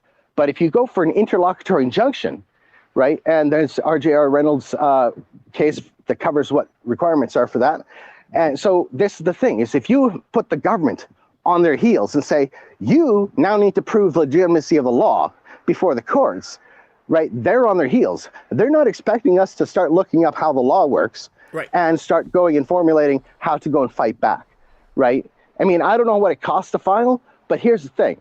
Is an interlocutory injunction is usually something that the courts take very seriously, and they have strict requirements for meeting it, and then you have to follow through with all that stuff. But getting the injunction puts the government, or even filing it, puts the government on their heels and go, oh shit, now we got to defend this, right? And this is where I think the moves need to start being is let's use their system against them. You want to fight back? Play their playground. I've been telling people for years, the only way for us to fight back is come at this from a Hydra point of view. We got a group of us, Smitty here. A group of us. Yeah, go ahead. A group of us. We got the group, like a group of us that are looking at the law, the rest of us looking at politics about, oh, we should get involved in municipal and all the rest of this stuff and other various things of politics. So that's two angles, right? There has to be multiple angles. You take a look at how the feminists went and did the abortion debate, right? They broke it down by trimester, they broke it down by cause, they broke it down by thing, and they created a bunch of different groups to come together to attack one issue, right? That's how we need to fight back. Mm-hmm. We need to be organized. Like, for example, read rules for radicals, understand the game plan they're using against us, and use it against them. Right. It's the only way, right? I'm not talking about violence in any way, shape, or form. I'm not advocating for that. I'm against the idea of that. Like I say, that's the last straw until all things are exhausted. Mm-hmm. Until that's exhausted, we use the system against the system. Mm-hmm. We try to fight back on the system, right? Smitty25 is saying C9 is to protect pedophiles. They're going to try to normalize it. Possibly. I mean, they've been trying to normalize it for years. I mean, I was doing a deep dive into the DSM, coincidentally. And basically, the entire DSM manual is a political agenda from A to Z, right? There's a bunch of gay doctors that took over the whole DSM thing to go and get homosexuality removed out of the DSM. This is how it started, right? When you start breaking down history and start to figure out how these moves have been made, you can start to see how the game plan's been worked. Jeff Nugent is saying government breaks rules constantly. I couldn't care less about what's legal or illegal anymore, and they only have themselves to blame for that. This is true, but here's the thing, is don't sit here and try to go and claim you're a sovereign citizen or a sovereign whatever free man on the land, right? Still get your driver's license, still get your insurance. Look invisible. Be invisible. Mm-hmm. Don't try to go and stick out like a sore thumb. The people that get themselves before these courts, stick out like a sore thumb, claiming this nonsense, always end up in jail. Mm-hmm. And the last thing we need is, if we're building a team of people that want to go and do something, is ending up in jail, mm-hmm. right? You play the rules, by the rules, and you use the rules against them, right? I mean, this is like Monopoly. Like, if you ever read the rules, the bank never runs out of money. Right? So they can throw all the resources they can at us. But here's the thing, is if we use their system and screw with them, they're going to be sitting here going and trying to fight us and go, oh, well, shit. How do we argue that this law is legitimate? Mm-hmm. Right? C-22 violates so many Supreme Court rulings, it's not even funny. Mm-hmm. When you start going on and start looking at case law and understanding how the case law actually works, in how the court system works, you actually start to understand that the legislatures don't give a shit what the courts really have to say, mm-hmm. right? And the problem is when you have both the legislature and the courts going and operating in a de facto idea of, like, you got the courts going and granting themselves immunity from being prosecuted. Right. That's ultra vires. They have no power to legislate. They've legislated themselves to to be free from any, consequence. Well, I mean, there's so many cases that are now being overturned pre-1982 mm-hmm. because they don't align with the charter. They don't align with, like how things were done before 1982, which is under the B&A Act, and post 1982. Right. I mean, most of the things that people don't understand is the legal system is in fact a playground that we should be playing in, right? Mm-hmm. And if you're before the courts and saying, oh, you're being charged with hate crime, you say, oh, Your Honor, this is all unconstitutional. And, here's why. You've got case law. You got Andrews v. the Law Society. For example, Section 319, 2.1. Hold on. 1 second, please. I just want to inform people that what you mean by the B&A Act is he's talking about the British North American Act of, I think it was 1867. 67, yes. Okay, I just want to make sure people know what the B&A Act means. Okay, continue, please. Right. So a lot of people don't understand. They copied the word at 1981. They copied the BNA Act verbatim into the Constitution Act 1867. They didn't change it. Right. But when they added the 1982 section, which said in 52.1, the Constitution is the supreme law of the land, and any law that is inconsistent has no force or effect. Right. Right. So the problem is they keep adopting rulings before the BNA Act or before the Constitution Act of 82 and trying to go and say, well, this has legitimacy, even though it's contrary to the BNA Act. So now they're finding themselves, lawyers are finding, oh shit, this law doesn't comply over here, right? This is why when you start to go look at, the living tree doctrine, which you've talked about on the show multiple times, right? The living tree doctrine effectively was killed, in 82 because the courts were basically cut off at the stake. They can't go and make law. They started to go and use the living tree because Lord Sankey said, well, this is what we got to do, yada, yada, it should evolve and whatever. Well, the Constitution in 82 cleared that up completely. So there's all these things that are in play that a lot of people aren't aware of, right? A lot of people don't understand how this legal system works. I mean, I've spent almost 2 years trying to learn how the system works without even going to law school, because frankly, I don't want to be indoctrinated in their bullshit. So, but the people, someone just commented here, Shinada won't honor the law and act according to the law. So, yeah. Depends on the judge you're sitting in front of, right? That's right.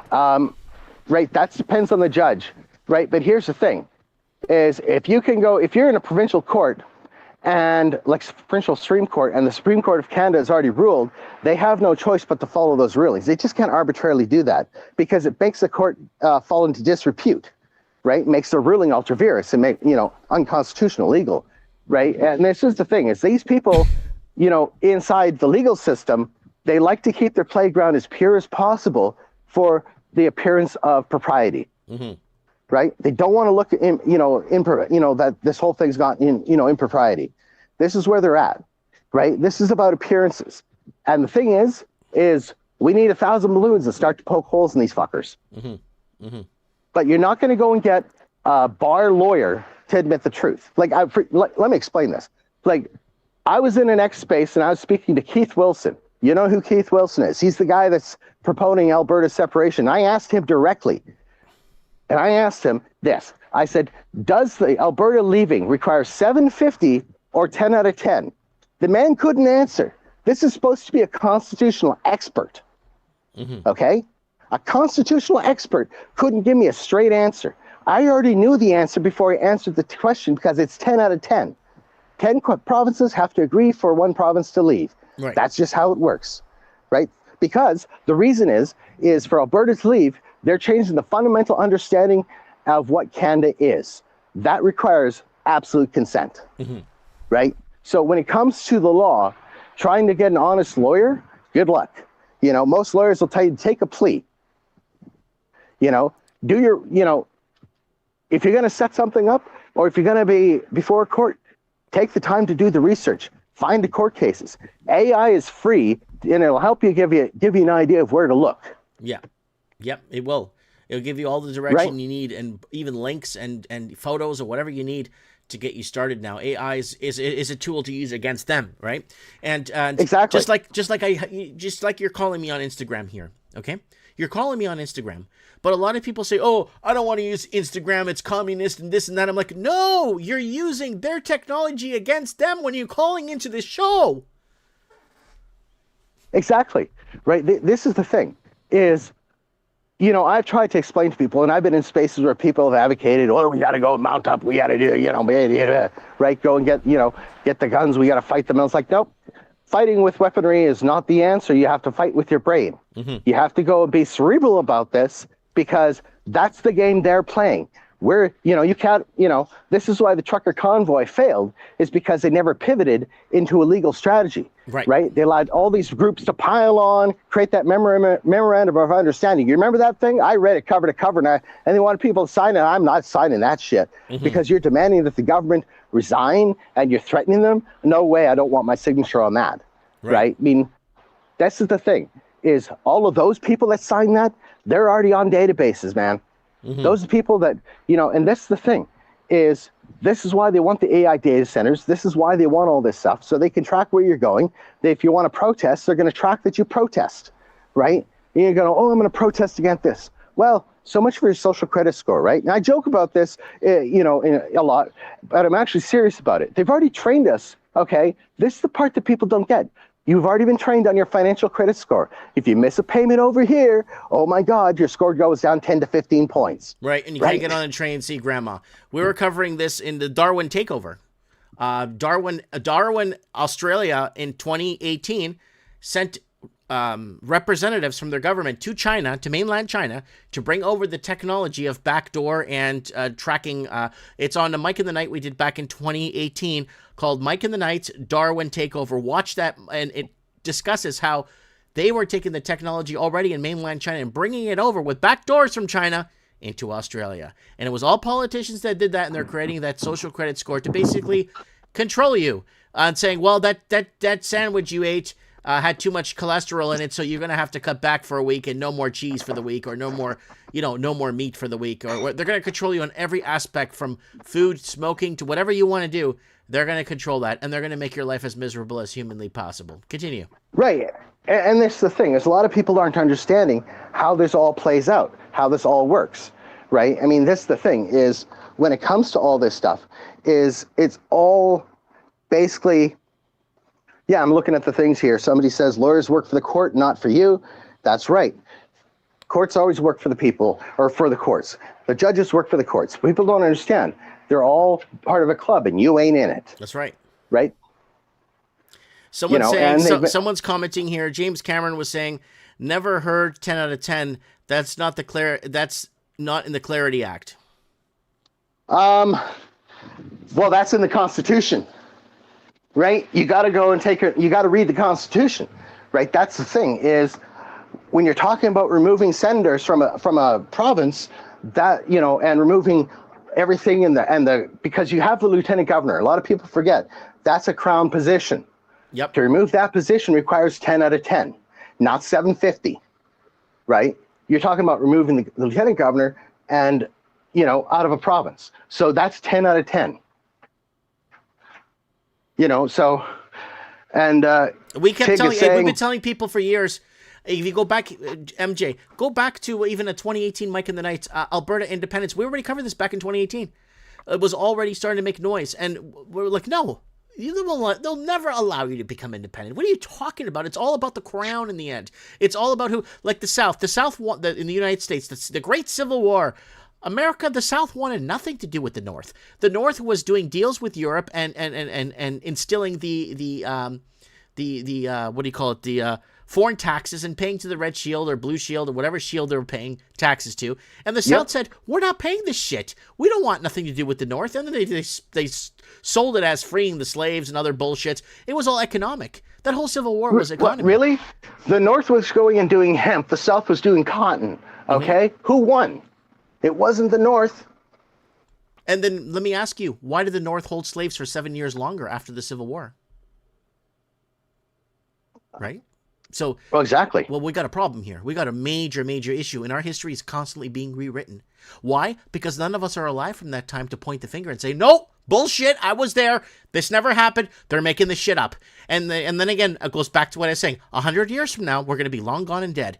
And they're going to be at these big tribunals saying, America saved the world from this great, disgusting man called Saddam Hussein, who had weapons of mass destruction. He had these weapons of mass destruction, and he was going to destroy the world. And thank God for America for freeing the free world. And hold on, none of us will be alive to say, whoa, that's fucking lie. There was no weapons of mass destruction. They lied. It was a lie. But none of us will be alive to clarify that because we'll be gone. Well, exactly. I mean, we're dealing with, all these historical revisionists. I mean, I've seen it on both sides of the aisle, from the left to the right, saying communism is good and we need to try it again. I'm like, yeah, okie dokie. How many people were killed? What was it, 1 million, 2 million, 50 million, 100 million, 150? Who the hell? Yeah. Right? And, and I always joke with people, here's something to think about. When it comes to, National Socialism, it's only been tried once, but it's been demonized the hardest. but communism hasn't. Right? That's the problem I have, is both ideologies are bad. Fascism is bad, right? It's all garbage. It's all about Right. controlling us. That's all it is in the end. It's all about controlling us and putting in a governance that's going to control us even further and controlling everything that we do and saying what we should be free. And I'm not talking about free like free housing and free shit like that. I'm talking about we should be free to make our choice. We shouldn't have to be competing against Chinese money laundering to buy a fucking 1-bedroom apartment for $800,000. That's But don't worry. 40 grand in America. You know what I'm saying? But don't worry, China's going to build us the pods, right? China's going to build the pods for us to go and live in. Like they do in Japan at the hotels, right? Japan hotels, right? Live in pods? Well, they'll probably give us a little more space, but not as much, maybe 500-600 square feet. And this is where we're at, right? I mean, when it comes to all this shit that we've been sold, it's like, I just keep laughing at all the, I don't know if if you watch the nonsense on people about AI data centers and going on about how it's going to go and cause us to lose, more water and blah, blah, blah. And it's like, the generalized ignorance of society is the problem, right? Yep. Right? That's the problem. Is the generalized ignorance is the problem. Is a lot of people don't understand the system. They think they have a clue, but they don't. And, I've been trying to go and research to go and get a clue. So I have an understanding of exactly what's going on and how it is. Connect the dots. And, there's so many dots to connect. We need a team of people that are, going to go down rabbit holes and research and go and say, okay, well, I'm researching this, I'm researching that, I'm researching this, but it's all related to the same topic. Right?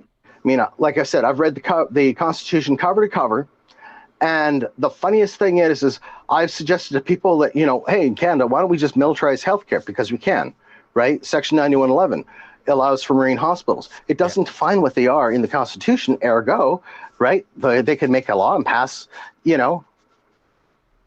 pass a law that says we're militarizing healthcare. Nothing you can do or say, right? And 92.7 goes and says there's an exemption for marine hospitals under provincial jurisdiction. So when it comes to all of this stuff, people have to understand there are insane ways through this stupidity in this country, in this system, but it's going to require a backbone to be able to go and say, enough's enough, right? I mean, people go and say, fuck UBI, but I'm like, yeah, but do you realize how many people in Canada actually work for the government that are in the poverty industrial complex, right? 2.5 million people, according to my estimates. We have a population of 40, maybe 41. That's insane, right? That's a lot of people across this country that are going and, quote, helping people when they do nothing but, destroy their lives. Oh, If you don't comply, we'll cut you off. If you don't do this, we'll cut you off. If you don't do that. It's like, why is it that a disability is tied to money, right? This is where the problem is in our society, right? We've created terms and conditions to get people to comply for this, that, and everything else, right? And if you don't comply, if you don't dance, right? I'm saying that, certain things we should comply with so we stay under the radar, right? Like having a driver's license, having your insured vehicle. That way, they don't have a reason to pull you over, right? If you don't make yourself obvious, then they'll just drive past you, right? So. Somebody's saying that one judge's ruling cost Canada the whole BC. Well, that ruling has already been tested from, I think, the East Coast, where they basically said that private property is not permitted to be taken. So, right. So this is where people are paying, you got to pay attention to what's going on. I'm following the chat while we're talking, by the way, guys. So this is, this country is going to hell. I mean, I've tried running for city council where I live. Mike knows this. And the level of stupidity and retardation that I've seen from my local people. I mean, I don't know if you saw the Facebook post I made about running for city council. I'll send it to you later. But, basically, I said, you know what? I'll do my best to fuck this city up even further. I'll make it unlivable. I'll make it so that nobody can afford to live here, right? And, the joke is like, well, people are saying, well, that's the status quo. That's right. The joke is like, the system is not working for the people. I hear people say, get involved at your municipal level. I hear people say, oh, try to do this or try to do that. It's like, you know what?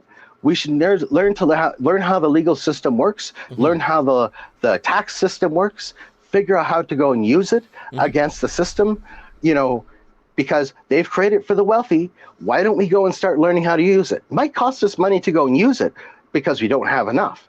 But playing their game, it becomes the only answer left, right? And this is where we're at. I mean, people keep fighting, thinking that, oh, protests are the answer. This is the answer. No, fighting the government in the street didn't work well for the convoy. You take a look at how they set that up. They ran somebody out there with a Nazi flag to go and fucking parade the entire thing, right? They had some wackadoodle with that memorandum of understanding. If you remember that thing, that was the biggest, joke. And I was like, that's just ending this right here, And I told people that you need to, you're in contact with these people that are in charge of this. Get that person the hell away from the convoy immediately. Otherwise, the convoy is going to be taken under that, and it's going to be laid there. Then you got Jeremy McKenzie with his nonsense that brought into all this stuff. And when you take a look at the history of all this stuff, I personally believe he's a Fed. I really do. He's a PSYOP, paid PSYOP. The guy did claim to work in MI, which is military intelligence. So what do you think, right? I mean, this is where we're at. And Rusty's saying Jesus was against tyranny. Yes, he was. But the juice boxes got him. I'm just saying. You got to go and follow the history of how they have indoctrinated us. Take a look at the school books. We already know about who runs the schools and school books. It's all part of the plan, right? Brainwash, control, manipulate. And this is the thing. It's like they set this up so, oh, you're a single mom. Well, now you got to go to work after you got divorced. And guess what? You got to put your kids into all these different locations. You don't have any control over your kid. They have systematically found reasons and ways to go and eliminate personal control over your life over the past 50 plus years, right? I mean, I don't know when you first heard politically correct, and I was a kid and I said, well, that's just bullshit. And I said that right to a teacher's face. I was like, that's, you can take that and fuck off. And this is where we're at. It started with all of this infiltration from communist leftist organizations going organizing and using all of this stuff, all against us and getting themselves to, well, we sat back and watched and go, oh, well, they won't go there. Like, I remember 20 years ago, people were talking about they'll never go all the way to pedophilia. Well, guess what? They're renaming themselves to minor attracted persons. They want to get themselves added to the LGBTQ stuff. Well, meanwhile, you got the L's. BLM. You got to add BLM. Don't forget BLM. There's a black stripe on there. It's LGBTQ BLM. Oh, burn, loot, and murder. Okay. Right. It's like, so they're at it, trying to get themselves, as part of normalization. And, I mean, I got to be honest. I love train stations, I really do. You know what I mean? And this is, we're seeing, like you're saying earlier, in the show, we're seeing them starting to burn down mosques. This thing in Saskatchewan, this was a test. This was a litmus test to see how far they could push society. And they're going to keep doing it across Canada until they can go and, until they can go and destroy this country even further. I mean, for most people, they don't have the ability to escape this. In COVID, I thought for the first time in my life, and I'm not kidding, that I might have to become a refugee to the United States from Canada. That's how scared I was because, I was speaking out against it. I wouldn't wear a mask. I wouldn't play their games. I wouldn't run around. I was getting suspended everywhere when I was speaking out against it. I was getting kicked off of every platform. Exactly. I was getting my ass kicked. No one would shop at my store. They're calling me a natural immunity denier and stuff like that. And not natural. I was calling them natural immunity deniers because they're denying their own natural immunity, right? And what were we called? Anti-science, all kinds of shit they were calling us. To trust the science. Well, here's the funny thing about COVID. If anyone actually was paying attention to what these drug companies were doing, right? You actually, paid attention to Pfizer. They were doing a phase 2 and phase 3 trial at exactly the same time. Under normal circumstances, with all scientific medical protocol, you have to go and do your phase 2. You have to get the results. You have to adjudicate the results before you can even consider phase 3. Right. So when I saw that, I knew right then and there that this was all hoax, right? This was so beyond hoax it wasn't even funny, right? And this is why, I don't have cable TV in my house. I don't watch it. right? I don't watch mainstream media. I'll read the articles and I'll laugh at them because I know half of it's nonsense. And this is where, we have to get more discernment. Don't trust the media. We know they're lying. I think Denzel Washington made a great post. If you don't watch the news, you're uninformed. But if you watch the news, you're misinformed. And that's where we're at with society. Is we have a lot of people that are so misinformed about how things work in this country, they don't have a freaking clue. Yep, they don't know. And my little saying on here is they don't even know if they're tricking or treating. They have no clue. No, they don't. I don't do trick or treat either. No, Why do I they want don't to know go if and they're tricking contribute? or treating. That's the problem we have right now. I know. I was making a joke. Oh, okay. Yeah. Anything else, guys? This is MJ Phillips' first appearance here on Mike of the Night, episode 657. So, are you going to be running for city council this year? I'm thinking about it. I haven't completely decided. I've still got my signs from last 2 times. I piss a lot of the mediocre people off on local Facebook groups. It's like one of the biggest things that our city went and did is they decided to go and approve the sidewalk for the Legion to go and honor the veterans. And of course, you know how brainwashed people are. They're like, oh, we're going to go and honor the veterans. And it's like, they're like, you're an idiot, blah, blah, blah. But here's the thing is there's a tenet in Canadian law that if the government discriminates equally, okay, it's not discrimination. But if now they approve one group over here but discriminate against that group over there, then it's discrimination, right? So I'm thinking that what we need to do is we need to go and start getting sidewalks built that have the communist flag on it, the hammer and sickle, and see if we can get the city to approve it, right? And, when they say no, we go and say, why are you being so discriminatory? That's against the law, right? Because now you have illegal forget pigs. that. Just put something Christian up. They'll shut it down in a heartbeat. Anything Christian, anything that built this country, they'll shut it down in a heartbeat. Oh, I know, absolutely. But the joke was to go and find something generally offensive to most people right? Because no one likes communism. But here's the thing, is the joke is we go and try to get it approved. And here's the other thing, is they wouldn't approve to go and pay for half this freaking sidewalk. So now they've set legal precedent to go and paying for half of everyone else's sidewalks, right? This is how it works. And they don't even realize what they've done. And I've tried to explain this to people in the local Facebook groups. And I got to tell you, these people are dumb. They don't get it. They don't understand how the system works, right? People are so naive, so dumb, so brainwashed, it's just staggering, and I have done enough research into this country to try to figure out, is there any logical way to actually save this country?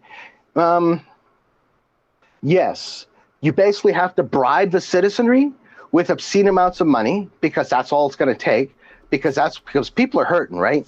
If you were to come out and with something retarded, and I say this is retarded, like $4,000 a month in UBI, retarded, right? You know how fast people would jump on board. They jump on board like girls at the bar after 6 drinks. This is where we're at. Is you bribe this group, you bribe that group, you bribe all these groups over here, and this is where we're at in our political system in Canada. Bribery is the only answer to actually get ahead, right? And all our politicians are taking bribes like crazy and laundering trillions of dollars everywhere. Well, why not bribe the populace too, right? I mean, I know where you're getting at. Right? I understand. We get it. Okay, are there any final words? You've been on for over half an hour, and it's been an absolute, oh my God, so much fun to have you on. But it is your first appearance, so I'll give you a little bit more time. And then if you come back on in a couple of weeks, you could come out and fire off a few. What's going on with, I want to know what's going on with, basically tell us what's going on with Canada, basically. Just what's going on with Canada. You just update us every couple of weeks on what bills are passing, what they're looking at, what protests are happening, what is happening with the media, what are they lying to us about this time. Just come on and blast Canada for 10, 15 minutes next time you come on, okay? All right, sounds good. I mean, yeah, there's a lot of stuff you try to cover in a short time, but there's just too much happening. There's just way too much. It's just way too much. Anyways, MJ Phillips, guys, ladies and gentlemen, on Mike of the Night, making his first appearance. Thanks for being here tonight, and again, we'll get you back on in a couple of weeks to update us on Canada. Okay, buddy? All right? All right. Sounds good. Thank you very much. God bless you. You too. Goodbye. Goodbye. All right, guys, that's MJ Phillips. Canada's. We gotta give him a nickname. Canada's. I gotta get him. So we already got Canada's most famous homeless man on the show, and MJ Phillips has a lot to say, and he's got a lot of research he's been doing. I know this man in person. I know who he is. I know his mother.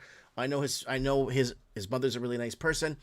I know him. He's a good person, and it's getting around that workaround, right? Finding that workaround. How do we find that workaround? What do we do to wake the people up, right? So who else is here? Okay, guys.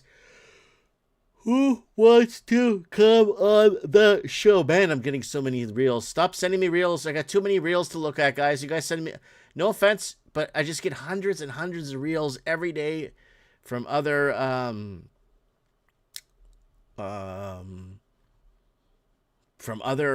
content creators. Like I don't have a million hours to watch all these reels, guys. I'm sorry.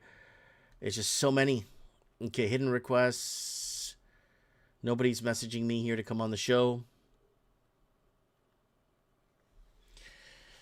No one's messaging me here. Come on, guys. Mike of the Night, come out. We got to get more callers. This is your time. This is you. It's not about Mike. Nobody cares.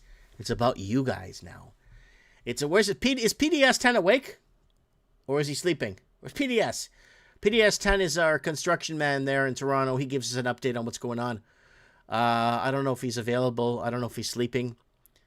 But someone said Pinochet in the comments there. And yeah, I have a feeling we're going to see that war that I've been talking about. America versus China on Canadian soil. Somebody emailed me about that the other day and saying, Mike, I think you're effing right. I'm like, I don't want to be right about this shit, guys. I don't want to be right about this shit. This is not good shit to be right about. But it's all pointing to it. All of it's pointing to it. America at war with China on Canadian soil.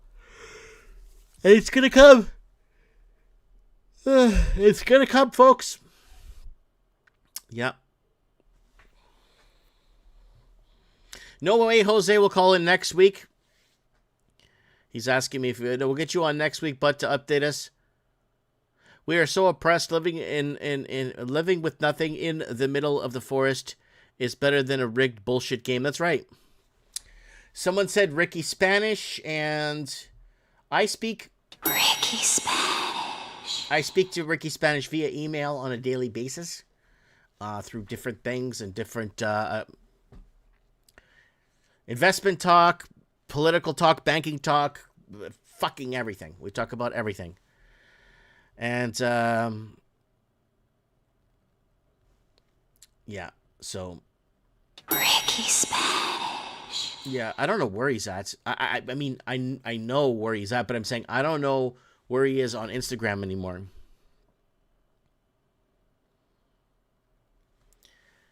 So, where's Eduardo? I don't know where Eduardo is. I think he's still in Portugal. Let me just double check here. I think Eduardo's still in Portugal. Let me just double check.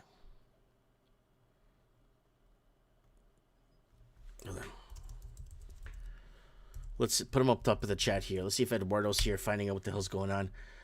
And we could talk more about what's happening about the Bill C9 too, if he knows what's going on with Bill C9. Getting an update from him on that. And, all right.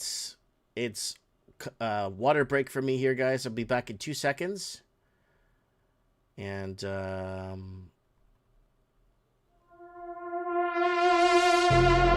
tuning to Mike of the Night. Episode 657.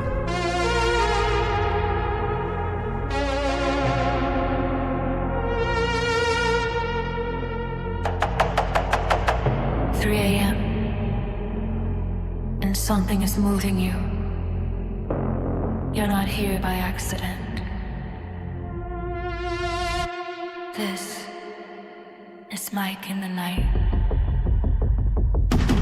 Mike in the night, we don't sleep, we observe. Truth hits hard, yeah, it cuts like a nerve. Voice of the Commonwealth, breaking the code while the world burns down. Yeah, we carry the load. Mike in the night, yeah, the signal is strong. If you're hearing this now, you've been right all along. No size, no lies, yeah, we calling it straight. Welcome to the show, it's already too late.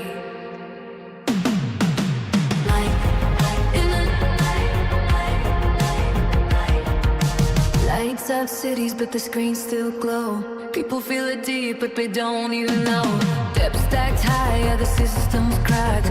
Middle class gone, and it ain't coming back. We warned you years, now it's playing out live. Same old script, just a different disguise. Controlled narratives, filtered feeds. Truth gets buried while they plant new seeds. From Toronto streets to the global stage, you can feel the shift, yeah, you feel that mage. History repeats, but it moves real fast. And the future they saw wasn't built to last. Like in the night, they don't sleep, we observe. Truth hits hard, yeah, it cuts like a nerve. Voice of the Commonwealth, breaking the code while the world burns down. Yeah, we carry the load. Hey, Mike. Yo, ladies and gentlemen, we got Black Deplorable here on Mike in the Night. How's it going? It's going good, bud. Thanks for coming on Mike in the Night. It's Black Deplorable from the California area, San Francisco area, right? Yes, sir. Thanks for being here tonight. It's good to hear you. Thanks for the coffee, by the way. You got it. Like Appreciate I said, it very I wish I could pay. I wish I had sent, tip more. Oh, you don't have to send me more. The fact that you thought about me, that it matters. That's all that matters, guys. It's the fact that you think about me. It means a lot to me that you're thinking about me, you know? Yeah. So, Cool. in a good way. It's nice to have a community and, like-minded folks that, call in, get stuff off our chest. It's cool.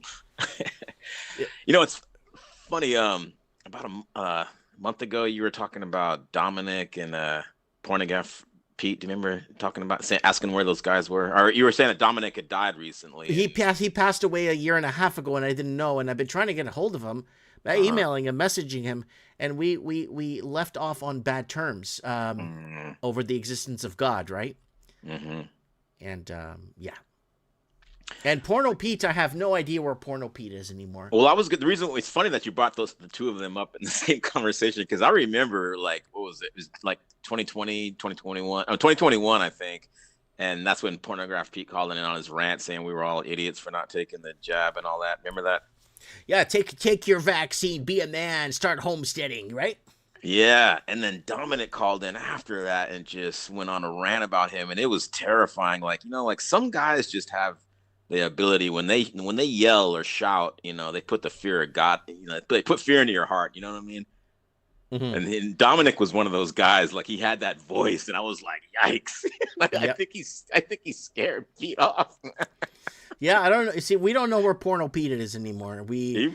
I really hope to hear from him. I really hope to hear that he's well, that he's doing his thing, that he's, you know what I mean? I don't want to hear any ill will from I don't want to hear anyone falling on hard times. I want to hear people doing well all the time, want to hear them doing well. All right, well, maybe if he knows that Dominic's not out there anymore, he'll feel like it's safe to come back on the show. Yeah. But, I feel really bad. Me and Dominic were, if you guys go back to old Mike in the Nights, he was on the show 6, 7, maybe 8 times. Yeah, he was a really smart guy, man. Very smart guy. And me and him got into a personal argument outside the show over the existence of God. And, I told him God is real. And if he doesn't know it by now, I don't know what to tell him. And he was just very adamant about me proving it to him. And it's yeah, it's real. There's a creator. We're not here by chance. We didn't evolve like the bullshit they're telling us. We evolved from ape and monkey or some shit like that. No. We're too perfect. We're too perfect. Oh, right? Totally. I agree. Yeah, the odds of all of this happening, I mean, it's just incalculable. That we're just the right the Earth is just the right distance from the sun. Goldilocks zone. Yeah, everything is just too perfect, like these just astronomical, beyond astronomical odds that all of this just magically came together. It's like, come on now. Yeah. No, it was all everything. Oh, then people say, like, how do you explain other planets and aliens? That's all God. Everything's God. Yeah. Everything. And I did a video. I remember doing a short where, this is like in 2018, I was making a video saying, and I was pointing up at certain stars in the sky, and I was saying, see that star there? If that star wasn't there, we wouldn't exist. That star right there, we wouldn't exist. That star over there, if that star wasn't there at that place, at that time, at that location, at that blah, blah, blah, we wouldn't be here today. Everything is perfectly aligned. Everything's perfectly in conjunction to us being here. Everything. Yeah. Yeah, like there was like some scientist who was saying, like, he's an optometrist, and it was like the amount of what goes into making sight possible is like, there's just no way that came from nature. Like if you look into, like, the way he described it, I mean, it's just like the human eye, or the eye of any animal, is so extremely complex. It's just no way that just happened, randomly. Like, come on, guys. Yeah, you don't have.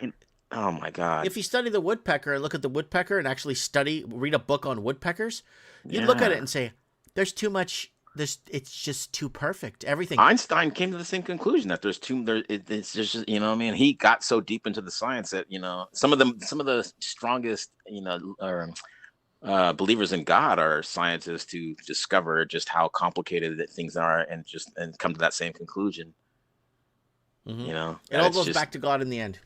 Yep. Yeah. All of it. Everything goes back to God. Yeah. So. Yeah, it's funny. Last time we talked, you were talking about that mayor of Boston. We were talking about all these crazy left-wing candidates. Michelle Wu, no one likes you. Yeah. And what's funny is, what she's got in common with AOC, Kamala Harris, Ilhan Omar, and Don Lemon. Don Lemon from CNN? Yeah. You know what they all have in common? Number one, they hate white men. And number two, they're married to white men. Or their significant other is a white guy. Isn't that funny? Basically, they're non-American. No, but they're hypocrites. I mean, but they're not even, most of these, except Don Lemon. I think Don Lemon's American, but everyone else is an American. I got you, but my point is that they talk so much crap about white men, but yet that's who they're married to.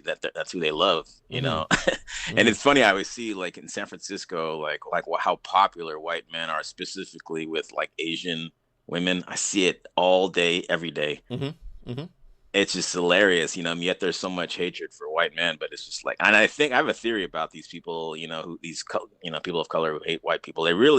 I think they hate themselves, and deep down they want to be white, and they're mad they blame their self-hatred on white people. So that's what all this rage is, like I saw this, like, Indian guy with dyed blonde hair talking about white people shouldn't exist. Now, if you're dyeing your hair blonde and you're freaking a person of color, you got some issues. You know what I'm saying? You got some, right? You got some self-hatred issues. You clearly want to be white. Why are you dyeing your hair blonde if you don't want, you know what I'm saying? And then, and so they're angry at white people. You made me hate myself. That's what that is. That's what all that's about, man. Shit, without white people, we'd be all dying of disease. But seriously, you know what I'm saying? But I got that. But I mean, for sure. But it's at the same time, like, what I'm saying, like, on a deeper level, is just like, this is where this rage comes from. It's like the people, the happiest black people I know, they actually like being black. It's the black people that have got some self-hatred issues. They're the ones that are all angry and fucking hate whitey and all this and that. And the same thing goes for all these Asians and Latinos and Arabs and all these other people of color who just constantly bitching about white people. Maybe you should look in the mirror, you know what I'm saying? Ask, like, what's your real issue? Why are you really so unhappy? Yeah. And why are you so mad at white people? But who do you think built everything around us? It wasn't the Chinese. It wasn't the Indians. Right. But that makes them even more angry if you say that. But I'm being honest, right? So that's the problem. Who do you think? Like, we're watching news that are not for Canadians, that little segment I have here on Mike in the Night, right? And there's people, what was that guy on the train washing himself, that Moroccan guy washing himself on the train. Oh, God. In Italy. What the fuck is that guy doing in fucking Italy? What the fuck is he doing there? Does Italy need this fucking guy? That's what we need to start fucking asking. What the fuck is he there for? Because Jordan fucking pissed me off. Yeah. Oh, I know it's really sad because I went to Europe way back in 1990 and it was so nice. It's just heartbreaking to see what's happened to the place. And I went there again. I went to Sweden in the year 2000, and they had it said that like in 1999 there was only one murder in the entire city of Stockholm. I mean, it was committed by a migrant. Yeah, it was committed by a migrant. Yeah. Yeah, and I remember going to like Denmark in 1990 and riding the bus at like 2 o'clock in the morning, and it was so safe, and like I remember seeing like it was like some grandparents and their kid at like 2 o'clock in the morning walking around totally safe. Mm-hmm. You can't. Well, I don't think it's like that in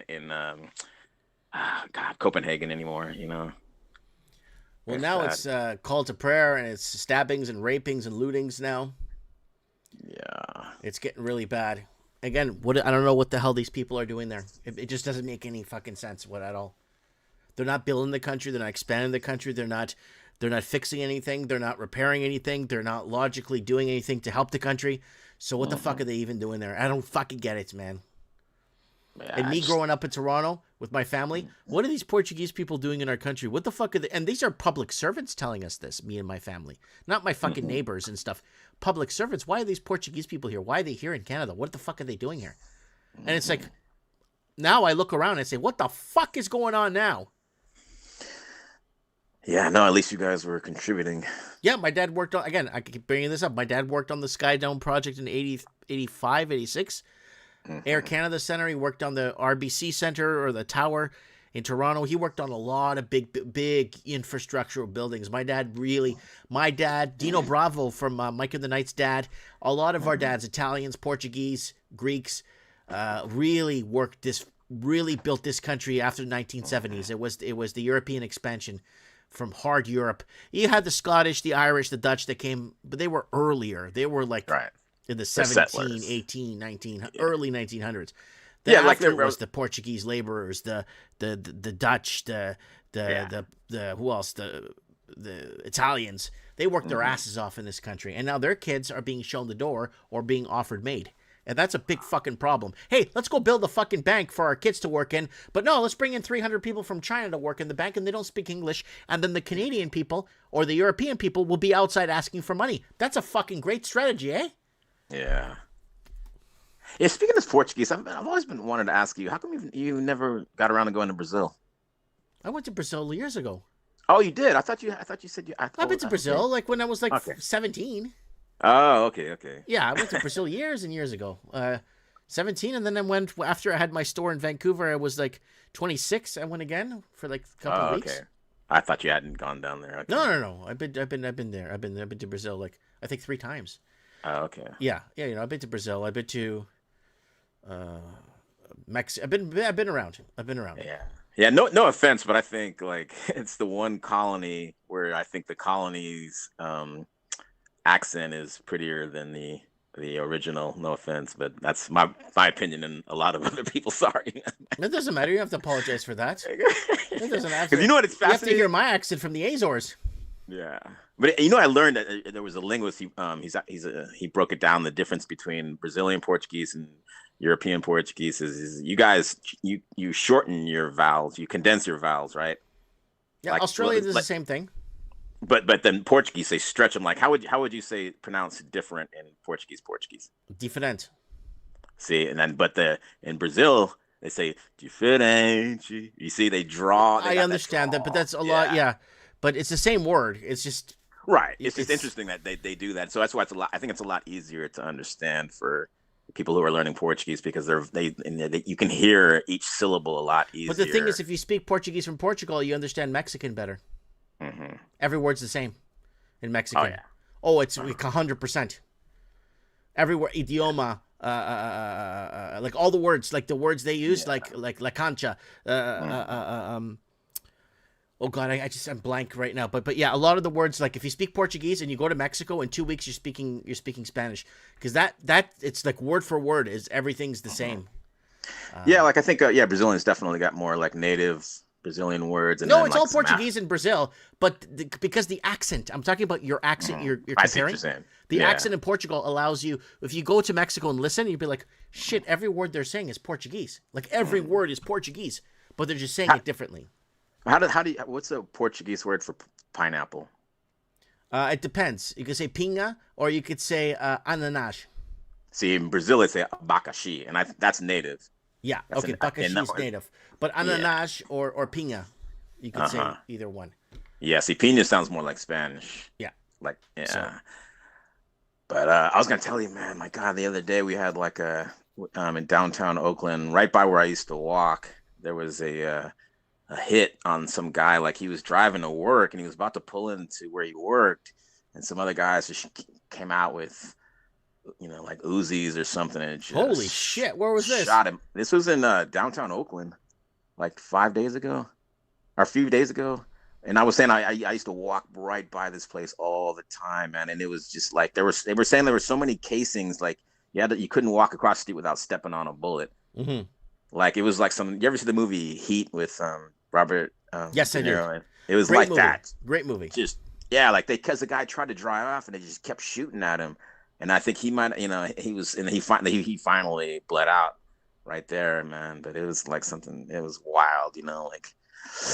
Yikes. And the fact, like I said, that I used to walk over there, and it's just like, ooh. Like, this is why, like, Oakland can't get better, because every time they take one step forward, they take 10 steps back. There's always some horrific, violent episode like this that just makes investors not want to come into the city. Yep. Well, yeah. Well, of course. Yeah, it was really terrifying. I had a homeless lady threw a bottle at me over there, man, for no reason. Really? A homeless lady threw a bottle at you? Yeah, some voice. She's just like screaming at me. I told you to stay. It's like I was walking in her territory or something. They get crazy like that. Like that's their spot.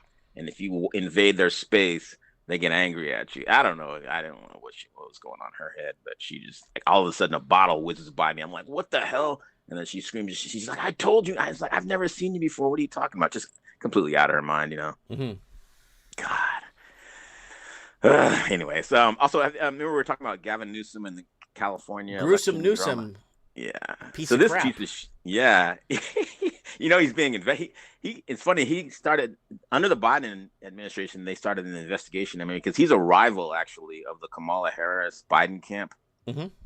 And so they know what he's up to. So basically the way these scams work here in California or in the United States is you have a politician and then their wife or somebody in their family has, a charity or whatever. And then you donate to that charity and then you get a government contract or some kind of lax regulations. They'll leave you alone. You know what I mean? Mm-hmm. And so his wife has some kind of charity and she's, get this, she's paying herself $5 million a year from this charity, and she's funding him. You know what I'm saying? So this is the legal corruption that's going on. Because they just bought like a $10 million house, and they probably have like $1 million a year in living expenses, right? When you add up, and they've got kids and everything, and so it's like the same way that Hunter Biden was the breadwinner for the Biden family. Remember Joe Biden's son? Yeah. He had all these people buying. I got threatened. I got my life threatened because of Joe Biden's son. Because we were exposing the laptop and all the bullshit that was happening, and we're playing videos from his laptop on Mike in the Night of him smoking crack and having sex with underage girls. Mm-hmm. Yeah. Yeah, but this pay-to-play scheme, you know what I mean? How these politicians are enriching themselves and their friends and their, by, so like she's just busted and they're like, he might go to jail, she might go to, I don't know, we'll see, but it's just funny, like, and he's blaming it on Trump, he's saying, oh, Trump is coming, he's trying to stop me because Gavin Newsom wants to run for president. Mm-hmm. And yes, so he is. We predict you. I think you predicted that on the channel a few years back that he's going to be running for president.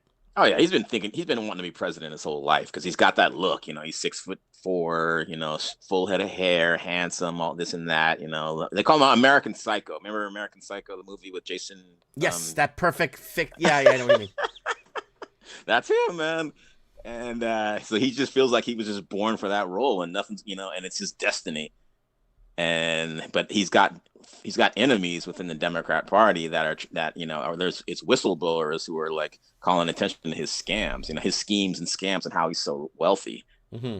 And when neither him and his wife have had a job, outside of public office, she's never had a job. She's just a trophy wife, with her stupid little like art galleries and her little foo crowd, Mm-hmm. but she's like raking in the dough with these charity donations and paying herself a salary.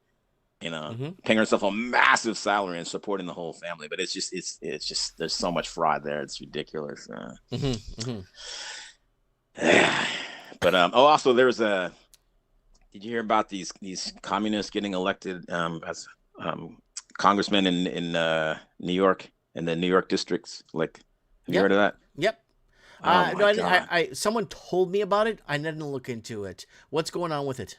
We just have these openly anti-American. I'm talking people who are like this. There's just let's see. Her name is Darializa Avila Chevalier, and she just won. She's going to be a congressman representing like a big chunk of New York City, this big district. And she's just like, this is like her view. She believes 9/11 was America's fault. She converted from Catholicism to Islam. And she wears a freaking, hijab and all that crap. She believes in the abolishment of police, prisons, no deportations, no matter what, no matter the crime, defunding of the Pentagon and Defense Department, limitless taxation, taxpayer-funded abortion, and But isn't that already happening? Well, no, I mean, like that.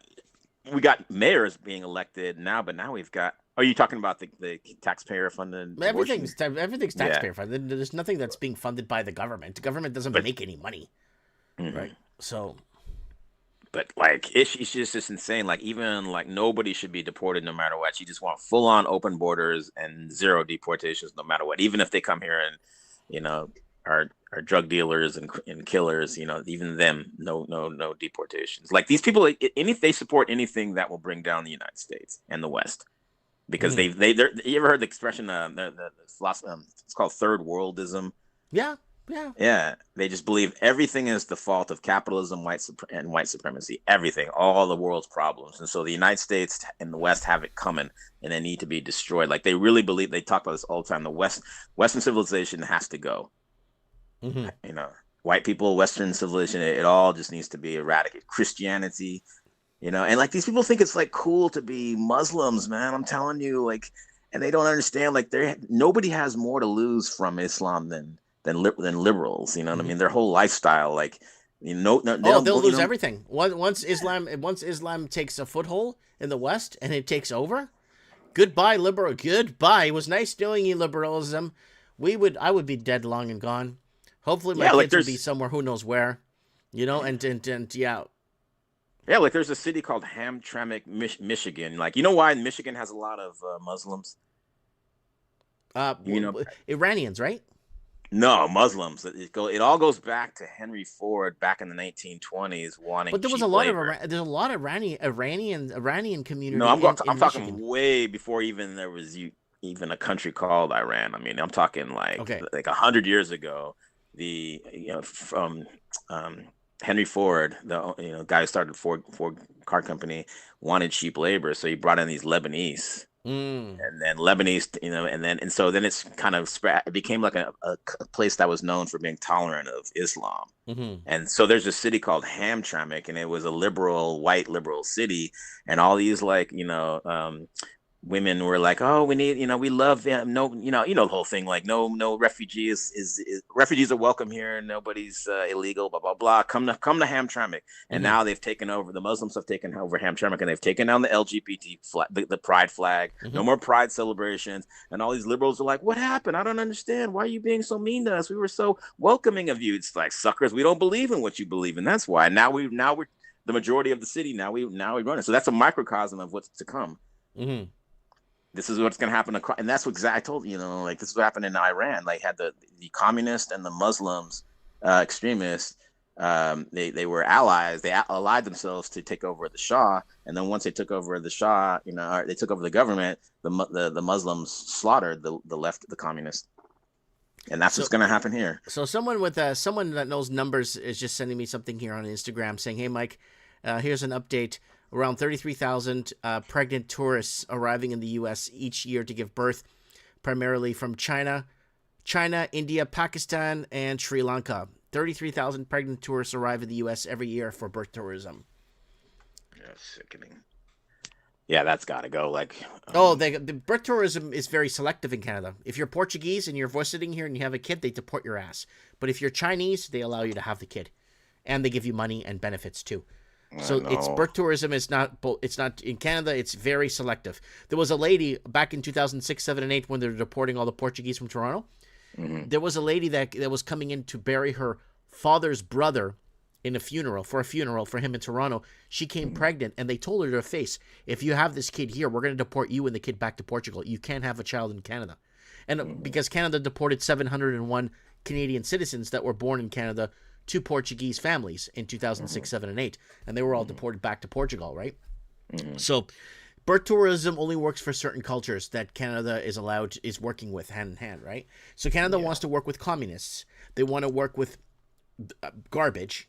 That's up to them. But now it's destroying our fabric here. We're fucked here. We're completely fucked in this country. And yeah, man, I can't believe like how fast the decline of North America has happened. I mean, well, when you remove the European expansion, you're dead. I don't give a shit what country you're in. You're in Africa, you're in Asia, wherever you are. You remove the European expansion from whatever they did or built or whatever, the country turns to shit, right? Then you remove God. That's what they remove the Europeans, remove God, and then that's the order they go in. Your country turns to complete bullshit, right? So. Yeah. A lot of Africans are actually realizing, and it's like you should check out this YouTuber. He's a really smart guy from Cameroon. It's called Bantu City Diaries, and he goes he is absolutely brutally honest, but he in a very intelligent way explains like Africa's problems, and he talks about like why do Black people have the same problems everywhere. Everywhere. It doesn't matter if it's Africa, North America, Brazil, Jamaica, you name it, it's the same shit. And what he talked about, I learned this concept. Have you ever heard of polychronic and monochronic cultures? No, explain, refresh me. So like basically polychronic culture is a system where time is viewed as fluid and flexible, prioritizing relationships, multitasking, simultaneous activities, over rigid schedules. And it's like, and so then like you have monochronic cultures, which is the opposite, time, like, very like Germans and Japanese, Northern Europeans, very, time oriented and a little bit more rigid.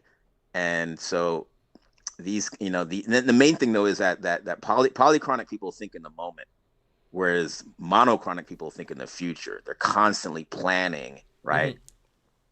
And that's why, like, Northern European and Japanese, he said every single poor country in the world is polychronic and every wealthy country is monochronic.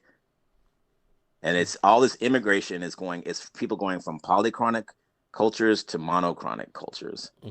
That's why people don't want to go. They want to go from Nigeria to Sweden. You know what I mean? From But what are they gonna do in Sweden? That's the fucking part. But it's like a guy from Sweden. It's okay. Hold on. It's like a fucking guy from Sweden going to fucking Nigeria. Like, what the fuck's he gonna do there anyway? Like, do you get what I'm saying? Unless he's bringing water to a village or doing something productive. It goes both ways. This is not just a guy from fucking God knows where Asia moves to Sweden. It's not just that. It's the Swedish moving to their country. I don't know. I don't get it. Well. Yeah, and it's just like the problem is they don't adapt, they don't change, they don't they keep living the same way, and they're encouraged. But the problem is they're encouraged by liberals to keep their culture, to live like they lived in their old countries, right? But this guy's like, this is why, like, it's really fascinating. Like, but the other way around is like monochronic cultures are kind of boring. Like Sweden is boring. Like you enjoy, like, how it is when you go. Philippines is a polychronic culture. They live in the moment, right? Yep. They know how to just relax and have a good time. Whereas like Germans and Northern Europeans and Japanese, they don't know how to relax because they're always worried about the future. So if you want to have a good time, you want to hang out in a place like Brazil, extremely high polychronic mentality. But it's amazing. They really know how to relax and live in the moment. And like my girlfriend is Peruvian, and we've always fought. I have more of a monochronic mentality. And, she just, her and her family, it's like, they just completely live in the moment. And I envy their joy, their happiness and joy. But I'm just constantly telling you guys got to prepare. You got to save, blah, blah, blah, blah, blah. Right. And she's always, you're such a perfectionist. And like when I was in Brazil, I don't know if you guys have this word in Brazil, Portuguese, certinho. You know what a certinho is? Exceptions? Certinho, like certo. Like, You know, like it just means like when somebody says you, it's kind of like they're perfectionists. They do everything right. Like certo means right, correct? So Certo, that's like certinho, yeah, certinho, yeah. yeah. So like that was my landlord. I was unusual in Brazil. Like most people, they pay their rent late. They're always like trying to like run some little game, play some little game. You know what I mean? And the fact that I paid my rent on time, I always did exactly what he told me Tá to tudo do. certinho. He called me Satinho. Yeah, certinho. Esse gajo aqui tá tudo certinho com ele.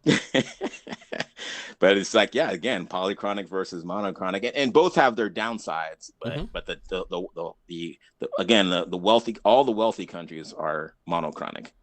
They think in the future, and that's why they're really good at. Europeans are very good at like planning and developing systems and making sure buildings are built to code, and right, and that's one reason that explains the big difference between the third world and the first world, and why why it was such a mistake for Africans to leave, for the Portuguese to kick out the Portuguese and the Dutch and the Dutch French were horrible. The Portuguese did things right for 500 years in Africa. Right. They actually built civilization. They actually built shit and actually got things done right, and actually made Angola and Mozambique superpowers of Africa. And then after the IMF went in there, got rid of them, and then both countries are in chaos right now. So. Yeah, and it's like they wouldn't have to go to Europe if they would have let the European Portuguese, stick around and turn it into more like Europe. Then they wouldn't have to go to Europe, right? Yep, exactly. They wouldn't have to go to Europe, right? And it was all planned. The IMF planned a 40-front war in Angola, 30-front war in Angola and Portuguese Africa. In 1972, Mercedes taxis everywhere. Mercedes taxis all over the beautiful boulevards of Portuguese Africa. Beautiful stadiums. I show the footage here on Mike in the Night all the time. Yeah, it looked amazing. Yeah, fucking amazing. And then after, oh fuck, you know what? We this can't happen. No, we can't have this, right? What a bunch of bullshit. Fucking bullshit we live in. I know. It's just, and they're just, Africans are not being honest with themselves, like they're just like, there's just certain things that Africans suck at, you know what I mean? And that's not their thing, you know what I mean? They should have been honest with themselves, but it was all about like pride. I don't know. They just like, they wanted to be independent, but it's just like, look at the cost it's been, They've just like, it's just really sad, like, I don't know, just not being honest with themselves and realizing, that they needed the Portuguese to stay at least for another 100 or 200 years until they learned how to do what the Portuguese have done. Yep. But it's okay. It's now they're going to learn. Now they're going to learn the hard way, and then that's just what it is. But it's not their fault, because the banks, it's the bank's fault for that. That's the IMF. I got a video for that, guys. If you want to watch, it's called Goldback. What's it called? Let's go down to the YouTube channel here, guys. The video what we're discussing here is Goldback Hidden Wars, right here. Goldback Wars. Watch this video, guys, on our Goldback Hidden Wars: The Fall of the Portuguese Empire. Go watch that, and you'll understand what we're talking about here in this in this segment of Mike in the Night. Yeah, like it looked like a lot. I like the architecture. It looks a lot like the architecture in Rio de Janeiro. Somebody's saying, I met a homeless Chinese guy in San Diego yesterday. He drives a Mercedes. His parents bought himself a house in Sacramento, yet he says he's homeless. Yeah. Now China runs Africa. Watch my documentary in my Portuguese channel, Africa for Sale. You should watch my Portuguese channel on YouTube. I got some good documentaries I made on there. Yeah, I saw it. I watched it about 2 years ago, but I'll check it out again. Yeah. Africa para Venda. Watch that one, Africa for Sale. It's a good one. Okay. Yeah. It's crazy, but let's see what else is we gonna talk about. We were also talking about there's a political party in the United States called the Democratic Socialist of America. Like, just for your listeners out there, like they've infiltrated the Democrat Party. This is how they're getting into power. And it's just like, it's all in these big cities. And I remember the last time I called in, I was talking about these loser, degenerate, commie, woke tard kids. They're like overeducated losers. Like, they've got no marketable skills. They just have these useless degrees and can't get good jobs. And so, like, these are the people that are flooding the big cities of America and voting in these Democrat socialists. And I got somebody messaging me saying, Mike, let your caller know that approximately 85% of the world's refugees are Muslims, but they do not seek asylum in any other 50 Muslim countries. They only go to non-Muslim Western countries. oh yeah, they're clear about why they're doing this. They're like, yeah, we're here to, get our numbers up and then fight you in the future. And then the sewer system breaks down, the water system breaks down, and everything goes to hell. They don't care, man. It's just all about religious conquest. They believe that the whole world has to be Islamic. And I'm seeing it in San Francisco. I'm seeing more and more of these women with their faces covered. I can't stand it, man. Oh my God, man. Like, it just burns me up. And they have so many kids, man. Mm-hmm. God. Well, the state pays for it, right? They don't actually work and make money to feed their kids, right? Yeah. So, but it's just like, oh, we're supposed to be so tolerant. This is one reason why I like to call on the show, because like if I mention this stuff to anybody in this area, like I'm Islamophobic, I'm racist, I'm this and that. Like, you're not even supposed to talk about crime or homelessness here. It's like, you're the jerk for even noticing that it's going on. I don't have anybody really to talk to about it. I'm in such a left-wing area. It's just taboo to even talk about crime. You're supposed to just be super tolerant and be like, hey, man, it's just life in the big city. No worries. It's just so that's why I'm a big reason why I call into the show. Like, because just like nobody else is like, well, I can't talk about this with anybody else. Like it's like my mom is super duper lefty, and I was like, well, I'm sort of getting used to some of the degeneracy. She's like, well, that's good that you're what I mean, like you're not going crazy anymore over it. But it's like, no, I should notice it. Like, even if it's a negative, horrible thing, I should be able to. We got to talk about it so we can do something about it. But they don't even want to do anything about it. It's just, you're just supposed to put your head down and accept that the world's going to hell. And I say, no, I think we should start arresting drug addicts, like all these fentanyl addicts who are ruining our cities. We need to start arresting them and putting them into mandatory drug treatment. You shouldn't be allowed to just, shit everywhere and terrorize kids and make cities miserable places. You should be put into, again, some kind of jail for drug addicts. I don't know. Like I said, mandatory treatment, but it's just they're like, no, you have to be tolerant. Let these people do all this stuff, and also like in these communist candidates, like you are not. I think there's a legal argument to be made that these people should not be allowed to take office, because I think there's some kind of like anti-communist laws still on the books in America that block. And if this lady doesn't, they're saying if she doesn't swear to protect the Constitution, she doesn't take that oath, and she can't take office. That lady I was telling you about, it's a domestic terrorist. Yeah, and it'll be foreign or funny. Domestic. It's in your Constitution. Yeah, I mean, we're like literally letting people run for office whose stated goal is to dismantle the United States. It's unbelievable. Like, how is this possible? Like, I don't know, man. It's disgusting, is what it is. If you want to get technical. But it's just like we've got communist mayor of Seattle, New York, possibly LA in 6 months.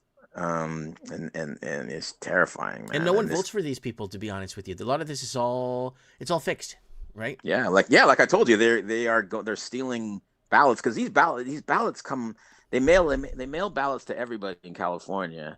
And then how many people just toss them in the trash? So it wouldn't take much for them to just go through the trash, collect thousands and thousands of ballots, and then get homeless people to sign them, registering, saying that they're that person.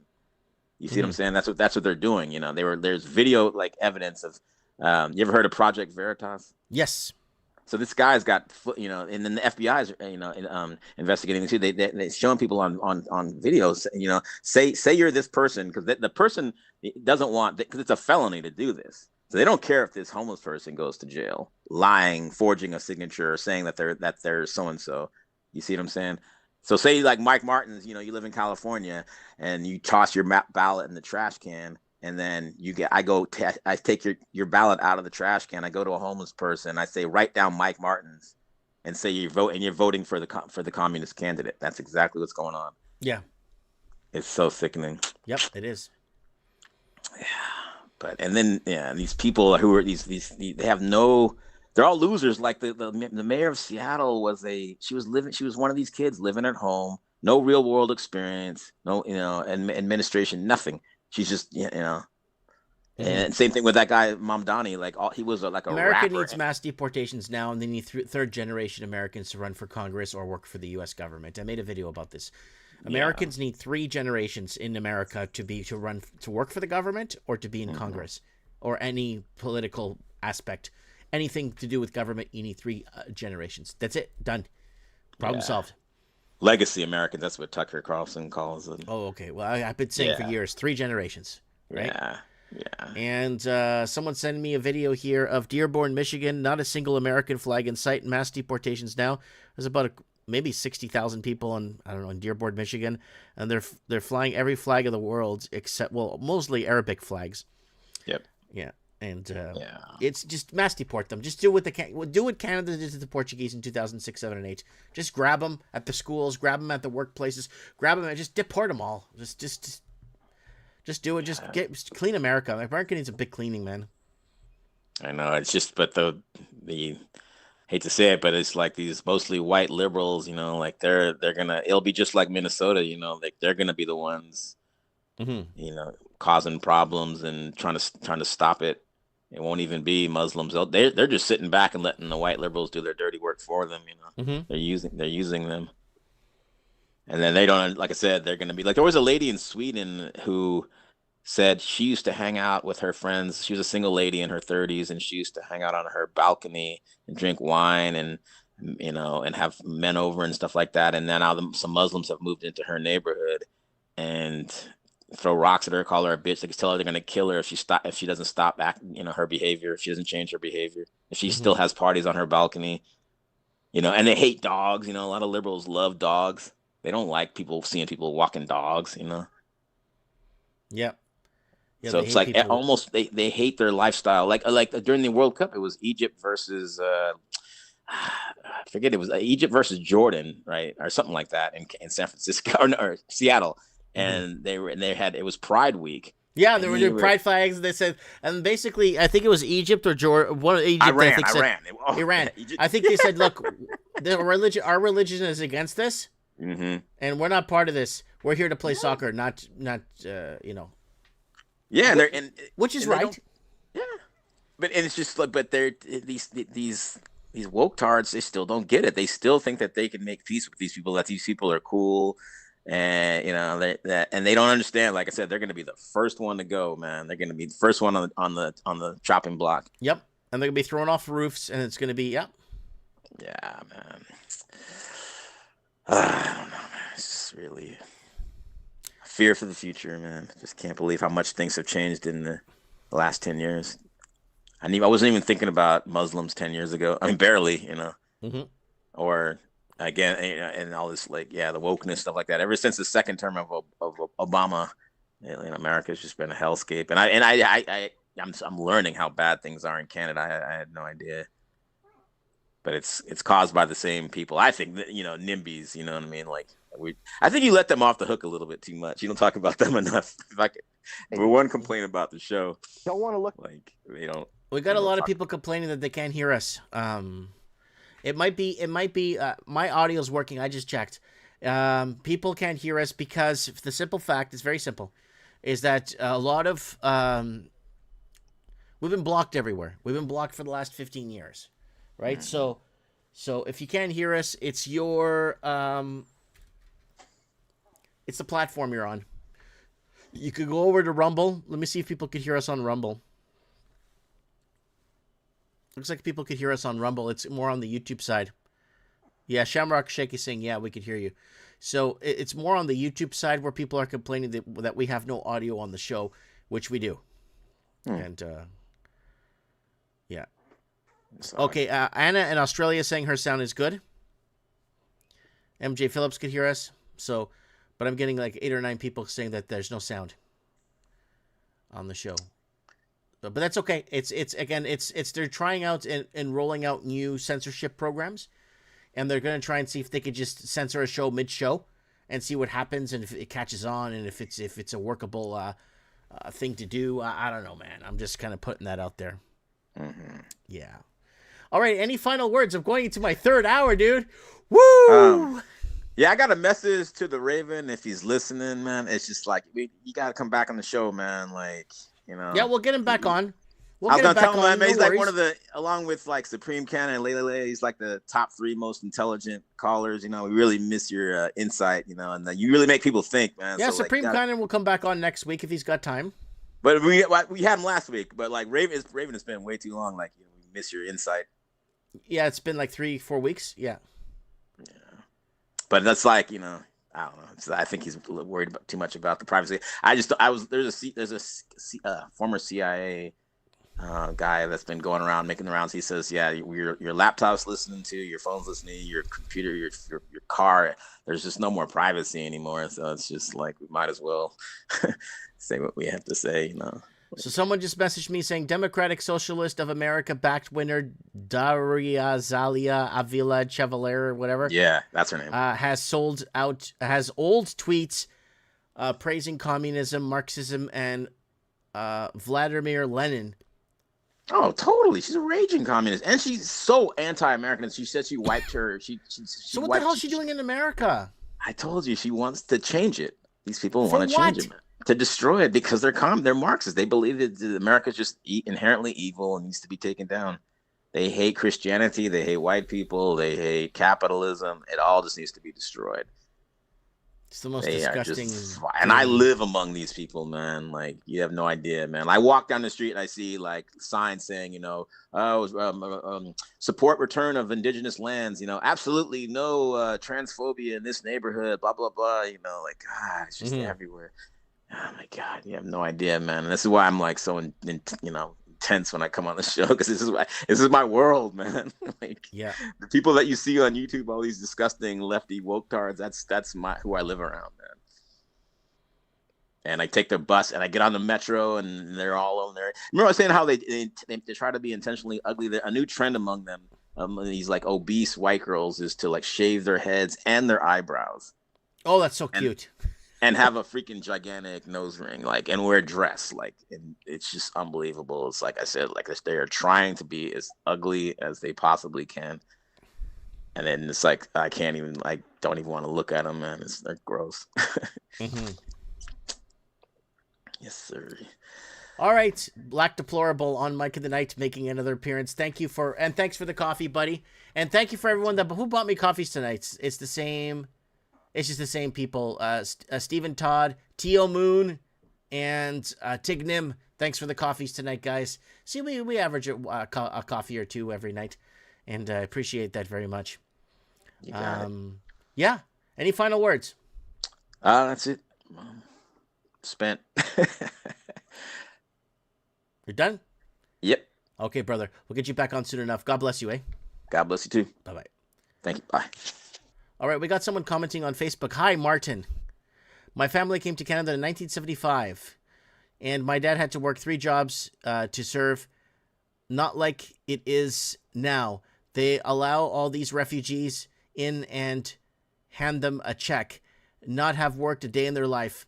But yet, my parents and brothers worked all their life since they immigrated to Canada from Portugal in 1975. Of course, Portuguese built this country, so that's why. They started to work right away so they could feed their family. Not like these refugees that land here and get a red carpet laid down for them. Free money, rent, vehicle, and clothing. Such garbage. Mean, while the seniors are living on the streets and living paycheck to paycheck. Now, Suzanne, do you remember? She's on Facebook right now. Do you remember the great purging of the Portuguese? 2006, 7, and 8, when Canada was deporting 40, 50,000 Portuguese families, going to the schools, Archbishop Romero Catholic Secondary School in St. Mary's, holding all the kids back that spoke Portuguese, going to the work sites, vehicle road blitzes, shutting down Dufferin Mall, grabbing all the Portuguese and putting them on planes and kicking them out of Canada. And those Portuguese came in the year 2000 on a path to citizenship. They came on a path to citizenship to build Canada, and in 2006 they were all kicked out. So a lot of them were kicked out. And anyways, I just want to bring that up. And Luna J. Parker says, you're welcome, Mike. My pleasure. Yeah, I appreciate you guys very much, guys. Thank you, Luna, for the coffee. So Susanna's saying, yes, I do. So sad. A lot of people, Susanna, you're going to have to add me on Instagram and call into Mike in the Night when you get time. Because a lot of people are saying I'm making up the fact that the Portuguese were being blanketed and picked up and forcibly deported back to Portugal. A lot of people saying I'm making it up. It never happened. It never happened. They're saying it never happened. And I'm making this up. Yeah. So someone's saying that's horrible. Mike, here, guys, watch. Here, I got a playlist for you guys. How to deport Americans Canada style. So you're going to go to, pay attention here, guys. You're going to go to my channel. You're going to go to playlists. You're going to go here. Tips for deporting illegals. How to deport This is a good video. illegals. Tips for Americans. I'm going to help you Americans out, giving you a page of the Canadian deportation and to teach you guys how to deport illegals from your country. This was made 2 years before Trump got into office, and I was giving this basically information. Canada hates Portuguese people. Trump followed Canada's playbook on deportation. All these videos here explain what's been happening, and this is a really good video. Now, there is rumor that once, if Donald Trump is allowed to be elected into presidency, he wants to do mass deportations. Well, I'm going to teach you guys how to do it. And these are very important tips because you're going to follow the Canadian playbook. You're not going to do Egyptian playbook. You're not going to use a Filipino playbook. You're not going to use an East Sudan playbook, a Greenland playbook. You're going to use a Canadian playbook on deportation because the Canadians have it down better, probably than any other culture I've ever seen. In 2007 and 2008, 47,000 Portuguese were deported from the Toronto region area that were in Canada on a path to citizenship. In 2008, the housing market started to go south, so they went and started deporting Portuguese entire families, entire purging of families. Now, so watch that playlist, guys. I've been on this for years, and everyone calls me crazy. And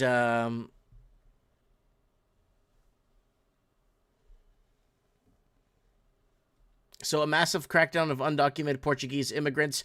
But the thing is, Anarchy, they actually came in on a path to citizenship in 2000.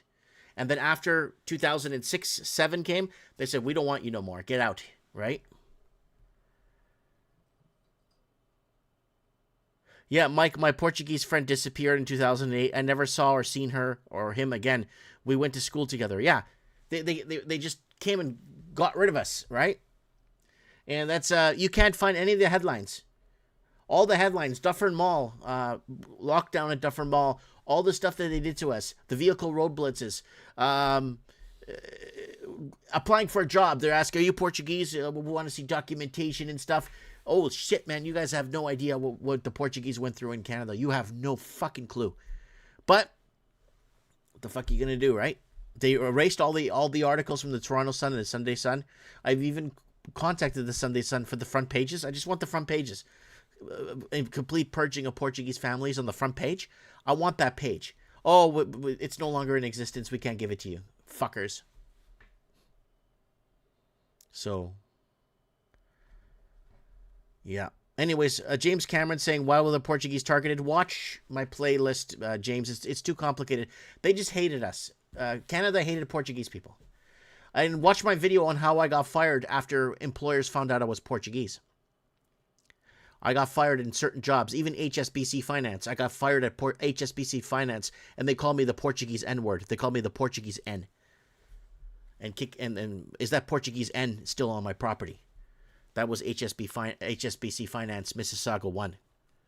So you guys know. So, anyways. Canada had a backbone back then when they wanted to protect their culture. And then now, they bring in this fucking garbage. Fucking pathetic fucking shit. Anyways, I'm going to play something here, Mike in the Night, to send off music here for tonight. Oh, yeah. Euro House Festival Anthem. Mike in the Night. Transmission. Life. Neon shadows on the street. Baseline rising from beneath. Silver skyline. Hearts ignite. Thank you, Suzanne. Oily Film, Diablo, Shamrock Shake, Tignim, Every fear just fades away Black Deplorable, when the rhythm starts to play. artbydano.com, You don't know what's wrong. James Cameron. Right, you just move MJ it Phillips. in the night. Close your eyes, don't fight the fight. Feel it lifting you higher. When the clock hits 3, you're finally free. Good night, Mayo King. At 3 a.m., something's Spinny. moving you. Feel it break Diablo 63. through. Like a wave you can't undo. At 3 a.m., let the darkness shine. We've crossed the line. We're making the night. Thank you, MJ Phillips, for the coffee.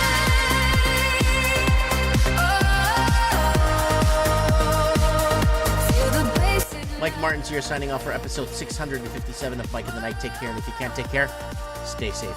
Mike Martin's here. I have spoken.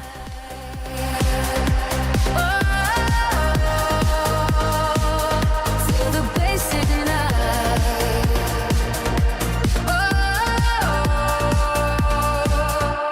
Mike in the night. There's nothing you can do. Something moving you.